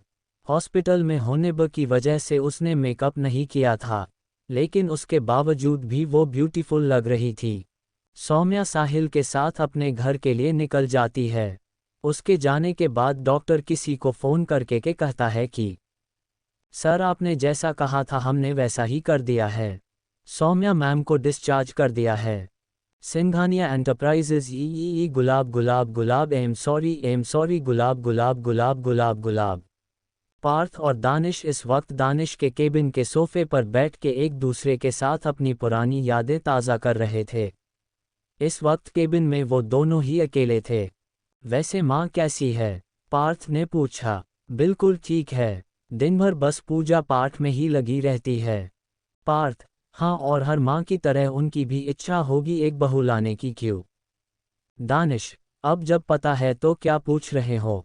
वैसे तुम तो अब शादीशुदा इंसान हो गए होगे, तुम्हारी गर्लफ्रेंड अब तक तुम्हारी बीवी हो गई होगी। I am show open mouth smile. Parth: हम एक फीकी हंसी हंसते हुए: जरूरी नहीं जो अपने दिखते हो या जिनसे हम प्यार करते हो वो भी हमारे लिए उतने ही लॉयल हो जितना हम उनके लिए। पार्थ की आंखों से इस वक्त उसे मिले हुए धोखे का गम दानिश साफ देख सकता था। आखिर उसका दोस्त था, उसके बिना कहे उसका चेहरा पढ़ लिया करता था, तो कैसे उसे पता नहीं चलता? वैसे भी दोनों भले कितने ही सालों से न मिले हो, पर एक दूसरे के बारे में सारी खबर रखते थे। दानिश को ये पता था कि पार्थ को शादी होने वाली थी, पर उसके बाद की अपडेट उसे शायद नहीं मिली थी। दानिश ने पार्थ के हाथों पर अपना हाथ रख के उसकी आंखों में देखा तो पार्थ ने भी उसे अपनी आंखों से इशारा किया। दानिश: वो सब तो ठीक है, पर अचानक तू मुझसे मिलने क्या बात है? दानिश ने अपनी भौहें उचकटे हुए कहा। पार्थ: हम यू आर राइट, मैं यहाँ दानिश सिंघानिया के लिए नहीं बल्कि डैनी ऑफ केडी के लिए आया हूँ। दानिश उसे बिना किसी एक्सप्रेशन के देख रहा था। उसके चेहरे पर कोई भी हैरानी के भाव नहीं थे। जी हाँ, डैनी कोई और नहीं बल्कि दानिश सिंघानिया ही है। दुनिया की नज़रों में डैनी और दानिश दो अलग अलग इंसान हैं। दानिश एक बिजनेसमैन है, पार्थ की ही टक्कर का। हैरान होने की कोई ज़रूरत नहीं है। I have some gift for Danny, I hope कि उसे पसंद आए। अपनी जैकेट की पॉकेट से एक एनवेल्प निकलते हुए दानिश की तरफ बढ़ा देता है। दानिश उस एनवेलप को अपनी जेब की पॉकेट में रखते हुए कहता है, मैं ये डैनी को जरूर दे दूंगा। दुश्मन अपनों के ही भेष में होते हैं, हमारे बहुत बहुत करीब होते हैं, बस हमें उन्हें जितना जल्दी हो उतना जल्दी पहचानना जरूरी होता है। ट्रस्ट मी, ये मैं अपने एक्सपीरियंस से कह रहा हूँ। कभी कभी सच्चाई हर्ट करती है, लेकिन वो हमें बहुत बड़े खतरे से बचा सकती है। आई होप तुम मेरे कहने का मतलब समझ गए होगे। दानिश और पार्थ ने और भी बहुत सारी बातें की और साथ में लंच भी किया। दोनों ने मिलके कुछ बिजनेस रिलेटेड बातें की। दानिश ने आज की अपनी सारी मीटिंग्स पोस्टपोन कर दी थी। ये सब करते हुए शाम हो गई थी। दानिश तो पार्थ को घर पर इनवाइट कर रहा था डिनर के लिए, लेकिन पार्थ किसी और दिन के लिए कह के गौरव के साथ घर जाने के लिए निकल चुका था। इस वक्त रात के 8 बज रहे थे। पार्थ और गौरव रास्ते में ही थे। पार्थ अपनी सीट पर सिर टिकाए हुए अपनी पिछली जन्म की बारे में, डैनी की लाइफ के बारे में सोच रहा था। पिछले जन्म में पार्थ को सौम्या से फुर्सत ही नहीं थी कि वो अपने किसी और रिश्ते के बारे में कोई अपडेट रखे। पिछली बार उसे डैनी और दानिश एक ही इंसान है ये बात सीधे न्यूज से ही पता चली थी, जिसे सुन वो शॉक्ड था। न्यूज डैनी की डेथ की खबर दिखाई जा रही थी, जो उसके ही दोस्त रॉनी ने उसकी जान ली थी, उसे धोखा दिया था, जिसमें उसकी ही बहन सौतेली बहन माहिरा भी शामिल थी। बाद में जब पार्थ ने सारी डिटेल्स निकलवाई तो उसे पता चला था कि डैनी को पहले ही रॉनी के बारे में पता चल चुका था। डैनी ने उसे रंगे हाथ पकड़ भी लिया था। रॉनी डैनी के गन पॉइंट पर था, लेकिन डैनी की से कॉल्ड बहन ने एंड मौके पर उसे धोखा देकर सारी बाजी पलट दी। डैनी ने कभी भी माहिरा को अपनी सौतेली बहन नहीं समझा था। वो उस पे अपनी माँ और अपनी बहन नैना जितना ही विश्वास करता था, लेकिन माहिरा ने डैनी की माँ और नैना पर ही गन पॉइंट करके डैनी को कमज़ोर कर दिया और धोखे से उसे मौत के घाट उतार दिया। रॉनी ने डैनी की जगह ले ली थी और उसके बाद उसकी फैमिली को भी नहीं छोड़ा था। रॉनी की बुरी नज़र नैना पर भी हमेशा से थी, उसने उसे भी अपना शिकार बना लिया था। ये सब जानते के बाद इससे पहले कि पार्थ डैनी की माँ और बहन को बचा पाता, वो खुद सौम्या और रंजित के धोखे का शिकार हो चुका था। पार्थ भी ये सब सोच रहा था कि इस बार वो किसी के भी साथ नाइंसाफ़ी नहीं होने देगा। तभी गौरव का फ़ोन रिंग करता है, जिसकी वजह से पार्थ अपने ख्यालों से बाहर आता है। गौरव, वट ये क्या कह रही हो पारुल, इस वक्त तो रात के 8 बज रहे हैं। ऐसा कैसे हो सकता है? उसे तो बहुत पहले ही हॉस्टल पहुंच जाना चाहिए था। ठीक ठीक, तुम पैनिक मत करो, मैं देखता हूँ, गौरव ने कहा। गौरव के चेहरे पर इस वक्त परेशानी साफ साफ दिखाई दे रही थी। पार्थ, व्हाट हैपेंड गौरव? सब ठीक है, पार्थ ने उसे देखते हुए पूछा। गौरव पार्थ की तरफ देखते हुए, सर वो एक्चुअली मेरी मंगेतर का कॉल था। वो कह रही है कि रीत अभी तक हॉस्टल नहीं पहुंची। पार्थ, वो हॉस्टल क्यों जाएगी, अपने घर गई होगी ना। गौरव, सर उसके चाचा चाची ने उसे घर से बाहर निकाल दिया है, इसलिए वो मेरी मंगेतर के साथ उसके हॉस्टल रूम में रह रही है। मेरी मंगेतर ने मुझसे कहा था कि उसके लिए कंपनी की तरफ से जो घर अलॉट होता है उसके लिए, लेकिन क्योंकि रीत अभी परमानेंट नहीं है इसीलिए मैं इस बारे में आपसे बात करने ही वाला था। पार्थ गौरव की बातों को सुन अपने माथे को अपनी दोनों उंगलियों से रगड़ते हुए, ये सब बात करने का टाइम नहीं है गौरव, इस वक्त ये पता लगाना जरूरी है कि रीत है कहाँ। एक काम करो, कार ऑफिस की तरफ लो। गौरव, ओक सर। कुछ ही मिनटों में इनकी कार वालिया इंडस्ट्री के पार्किंग लॉट में पहुंचती है। पार्थ गौरव को कुछ इशारा करता है। थोड़ी देर बाद गौरव वापस आके कहता है, सर मैंने रजिस्टर चेक किया, रीत की आज की सिर्फ कंपनी के अंदर जाने की एंट्री है, बाहर आने की नहीं। इसका मतलब वो अभी भी कंपनी के अंदर ही होगी। दोनों जल्दी से जल्दी ऑफिस के अंदर जाते हैं। पार्थ और गौरव अपने फ्लो का सारे केबिन चेक करते हैं, लेकिन उन्हें रीत कहीं नहीं मिलती। सर अब क्या करे, रीत तो कहीं नहीं है यहाँ, आखिर वो कहाँ जा सकती है? गौरव ने फिक्र जताते हुए कहा। वालिया हाउस ई गुलाब गुलाब गुलाब गुलाब गुलाब गुलाब गुलाब गुलाब गुलाब गुलाब गुलाब गुलाब। व्योम को आज पूरा दिन निकल चुका था अपनी प्यारी बहन को मनाते हुए, लेकिन कृति ने भी जैसे कसम खा ली थी उसे परेशान करने की। कृति ने व्योम से आज पूरे दिन अपने काम करवाए थे, यहाँ तक कि पैर भी दबवाए थे। व्योम ने दबाए भी थे, क्योंकि उसे अपनी precious latest edition sports car चाहिए थी, जिसकी चाबी उसकी बहन के हाथों में थी। व्योम को बहुत पछतावा हो रहा था कि आखिर क्यों उसने कृति को इतना परेशान किया था, जिसका बदला वो आज निकाल रही थी। व्योम ने कृति को न्यू लेटेस्ट फ़ोन भी दे दिया था, लेकिन कृति ने जैसे आज व्योम को परेशान करने की ठान ही ली थी। उन दोनों को देख जहां बाकी सब घर वाले और पूरा स्टाफ मुस्कुरा रहा था, मामी जी वही गुस्से और जलन से ज्वालामुखी बनी हुई थी। लेकिन वो कुछ नहीं कर सकती थी, क्योंकि इस वक्त उनका वक्त खराब चल रहा था। आखिर कैसे बचेगी रीत? क्या गौरव और पार्थ वक्त रहते उसे वहां से निकाला पाएंगे? क्या व्योम को अपने कार की मिल पाएगी? डन थम्स अप का चिन्ह। चैप्टर 30 पार्थ फाइंड रीत, दानिश स्माइल्स। गौरव, ओक सर।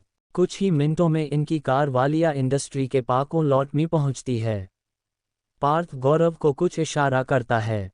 थोड़ी देर बाद गौरव वापस आके कहता है, सर मैंने रजिस्टर चेक किया, रीत की आज की सिर्फ कंपनी के अंदर जाने की एंट्री है, बाहर आने की नहीं। इसका मतलब वो अभी भी कंपनी के अंदर ही होगी। दोनों जल्दी से जल्दी ऑफिस के अंदर जाते हैं। पार्थ और गौरव अपने फ्लो का सारे केबिन चेक करते हैं लेकिन उन्हें रीत कहीं नहीं मिलती। सर अब क्या करे, रीत तो कहीं नहीं है यहाँ, आखिर वो कहाँ जा सकती है? गौरव ने फिक्र जताते हुए कहा, वालिया हाउस ई गुलाब गुलाब गुलाब गुलाब गुलाब गुलाब गुलाब गुलाब गुलाब गुलाब गुलाब गुलाब। व्योम को आज पूरा दिन निकल चुका था अपनी प्यारी बहन को मनाते हुए, लेकिन कृति ने भी जैसे कसम खा ली थी उसे परेशान करने की। कृति ने व्योम से आज पूरे दिन अपने काम करवाए थे, यहाँ तक कि पैर भी दबवाए थे। व्योम ने दबाए भी थे, क्योंकि उसे अपनी precious latest edition sports car चाहिए थी, जिसकी चाबी उसकी बहन के हाथों में थी। व्योम को बहुत पछतावा हो रहा था कि आखिर क्यों उसने कृति को इतना परेशान किया था, जिसका बदला वो आज निकाल रही थी। व्योम ने कृति को न्यू लेटेस्ट फ़ोन भी दे दिया था, लेकिन कृति ने जैसे आज व्योम को परेशान करने की ठान ही ली थी। उन दोनों को देख जहां बाकी सब घर वाले और पूरा स्टाफ मुस्कुरा रहा था, मामी जी वही गुस्से और जलन से ज्वालामुखी बनी हुई थी। लेकिन वो कुछ नहीं कर सकती थी क्योंकि इस वक्त उनका वक्त खराब चल रहा था। अब आगे ई गुलाब। पार्थ और गौरव ने अपने फ्लो का पूरा केबिन छान मारा था लेकिन रीत उन्हें कहीं नहीं मिली। गौरव, सर अब क्या करे, रीत तो यहाँ कहीं भी नहीं है, आखिर कहाँ जा सकती है, कुछ समझ नहीं आ रहा। कहते हुए गौरव थक के एक चेयर पर बैठ गया।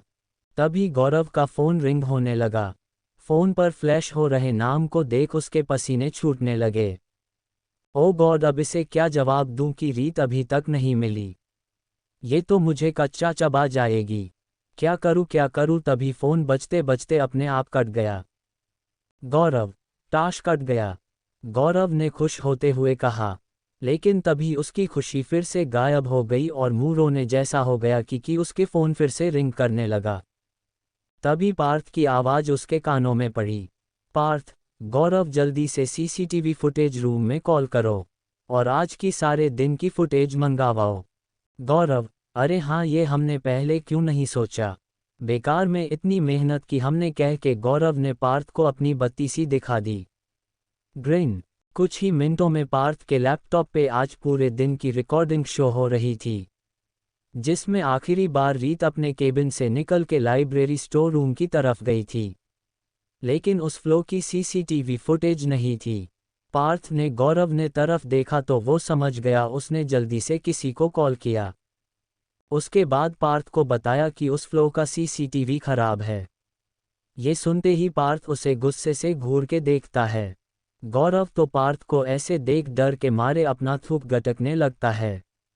पार्थ गुस्से से अपनी चेयर से खड़ा होता है, तो गौरव को लगता है कि पार्थ कहीं उसे मारने तो नहीं आ रहा, इसलिए वो खुद को थप्पड़ खाने से रोकने के लिए अपने गाल पर हाथ रख के अपनी आंखें मिच लेता है। थोड़ी देर बाद जब कुछ महसूस नहीं होता तो वो अपनी आंखें खोल के देखता है, लेकिन पार्थ उसे कहीं दिखाई नहीं देता। पार्थ केबिन से बाहर जा चुका था। ये देख गौरव भी उसके पीछे भागता है। सर मेरे लिए रुकिए, मैं भी आ रहा हूँ, कहते हुए गौरव पार्थ के पीछे भागने लगता है। पार्थ इस वक्त बहुत तेज चल रहा था, उसे रीत की बहुत टेंशन हो रही थी। उसकी आंखों के सामने रीत का मासूम सा चेहरा घूम रहा था।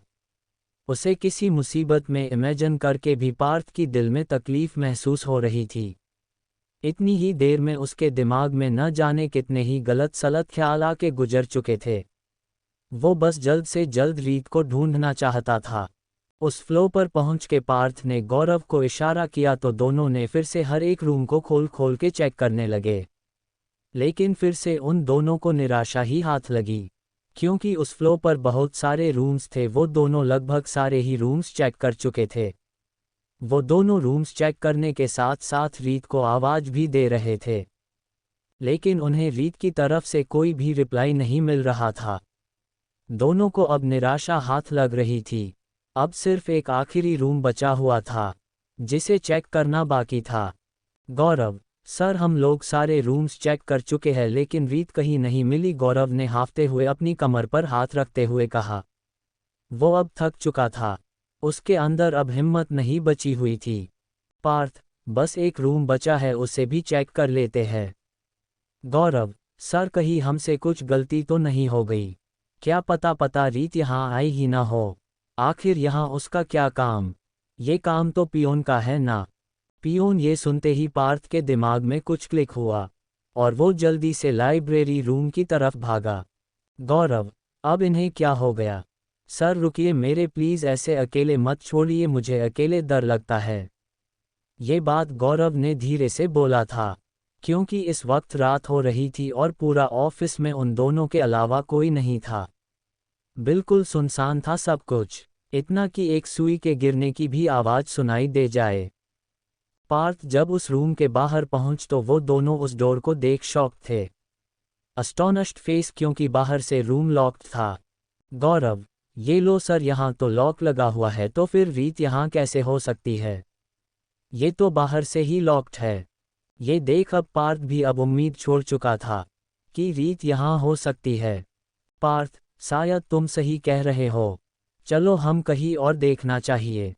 दरअसल नम्य ने बाहर से सिर्फ गेट बंद ही नहीं किया था बल्कि ताला लगा के लॉक भी कर दिया था कि अगर कोई गलती से यहाँ आ भी जाए रीत की मदद के लिए तो वो जल्दी डोर न खोल पाए। पूरा इंतजाम किया था उसने बेचारी रीत को तड़पने का। ऐसी कौन सी भैंस खोल ली रीत ने इसकी, जो इसकी जान के पीछे हो पड़ गई है? गौरव, क्या और कहीं पर कहाँ सर? गौरव ने मुंह बनाते हुए कहा। वो अब और कहीं जाने लायक नहीं बचा था। हे भगवान, रीत बहुत ही प्यारी और अच्छी लड़की है, प्लीज़ उसकी रक्षा करना, प्लीज़ हमें जल्दी उस तक पहुंचा दीजिए, क्योंकि अब मुझ में हिम्मत नहीं रह गई है, कहीं रीत को ढूंढने के पहले मैं ही आपके पास ना आ जाऊं। नहीं नहीं भगवान जी, अभी तो मेरी शादी भी नहीं हुई है, लेकिन अगर रीत नहीं मिली तो वो तो ऐसे भी नहीं होगी। मेरी मंगेतर मुझसे ज़्यादा अपनी दोस्त से प्यार करती है, कभी कभी तो मुझे ऐसा लगता है कि अगर रीत लड़का होती तो मेरी मंगेतर अब तक उसी से शादी कर चुकी होती और मैं कुआरा ही रह जाता। नहीं नहीं भगवान जी, अपने इस भक्त के लिए रीत से हमें मिलवा दो, प्लीज़ कोई चमत्कार कर दो, क्योंकि अब हम तो हार चुके हैं। गौरव ने अपने भगवान जी से प्रार्थना करते हुए कहा। वो दोनों थोड़ा आगे बढ़े ही थे, उन्हें कुछ गिरने की आवाज़ सुनाई दी। पार्थ, ये आवाज़ कैसी थी? गौरव, हाँ सर, आवाज़ तो मैंने भी सुनी थी। पार्थ, कहीं ये आवाज़ इसी रूम से तो नहीं आई थी? पार्थ ने डाउटली पूछा। गौरव, बट ऐसे कैसे हो सकता है? सर। पार्थ, एक मिनट, क्या तुमने नोटिस किया कि यहाँ के किसी भी डोर पर लॉक नहीं लगा हुआ था, सिवाय इस डोर के? ऐसा क्यों? इसमें तो सिर्फ पुराने प्रोजेक्ट्स और केसेस से रिलेटेड फाइल्स हो रखी जाती है ना। ये सोचते ही दोनों की आंखें शौक से बड़ी हो गई। गौरव, तो क्या रीत इसमें? रीत, रीत आर यू देयर? रीत, क्या तुम यहाँ हो? रीत, आवाज दो, तुम्हें सुनाई दे रहा है? रीत। पार्थ दरवाजा पर हाथ मारते हुए रीत का नाम पुकारने लगा। गौरव, देख क्या रहे हो? मुझे लग रहा है रीत यही है। चाबी लेके आओ इसकी, या कोई ऐसी चीज़ जिससे ये लॉक तोड़ा जा सके। गो। गौरव, जी जी सर, कह के इधर उधर कुछ ढूंढने लगा, क्योंकि लॉक की चाबी कहाँ होगी ये तो उसे भी नहीं पता था, और वो ढूंढने में टाइम भी लगता। तभी उसे याद आया किसी रूम में उसने कुछ टूल्स देखे थे, वो जल्दी से उसे ले आया। गौरव, सर ये लीजिए। पार्थ ने जल्दी जल्दी लॉक को तोड़ना चालू किया और कुछ ही मिनटों में लॉक टूट भी गया। दरवाज़ा खुलते ही पार्थ ने झटके से दरवाज़ा खोला, लेकिन अंदर बिल्कुल अंधेरा था, कुछ भी नज़र नहीं आ रहा था। पार्थ ने अपने फ़ोन की लाइट्स ऑन की और रीत का नाम पुकारते हुए अंदर की तरफ जाने लगा। तभी उसे रियलाइज हुआ कि उसके पैर से कुछ टकराया है। उसने नीचे देखा तो वहाँ रीत उसके पैरों के नीचे थी जो उससे टकराई थी। रीत इस वक्त बेहोश पड़ी हुई थी। पार्थ ने जल्दी से रीत को हल्का अपनी गोद में उठा के उसके गालों पर थपकी मारते हुए उसका नाम पुकारा, लेकिन रीत ने कोई रिस्पॉन्स नहीं दिया। पार्थ जल्दी से उसे रूम से बाहर अपनी गोद में उठा के लेके आया। गौरव जो बाहर ही खड़ा था, क्योंकि उसे भी खुद अंधेरे से थोड़ा डर लग रहा था, रीत को पार्थ की बाहों में बेहोश देख डर गया। ओह माय गॉड, रीत सर इसे क्या हुआ? गौरव ने परेशान होते हुए पूछा। पार्थ, डर से शायद बेहोश हो गई है। गाड़ी निकालो, हॉस्पिटल जाना है। गौरव, जी सर। सिंघानिया मैंशन ई गुलाब गुलाब गुलाब गुलाब गुलाब गुलाब गुलाब गुलाब गुलाब गुलाब गुलाब। दानिश जब घर आया तो अभी वो अपने घर के दरवाजे पर ही पहुंचा था कि उसे अंदर से कुछ आवाज़ें सुनाई देने लगी, जिसे सुन के उसके पैर वहीं रुक गए और वो वहीं खड़ा होकर अपने घर के अंदर हॉल में चल रहे नज़ारे को देख रहा था, क्योंकि आज उसके घर के अंदर से पहली बार हंसने और खिलखिलाने की आवाज़ें सुनाई दे रही थी। अंदर हॉल में नैना और दिया एक दूसरे के पीछे भाग रही थी। दिया नैना के पीछे भाग रही थी। दिया, नैना की बच्ची रुक, तू अभी बताती हूँ मैं तुझे।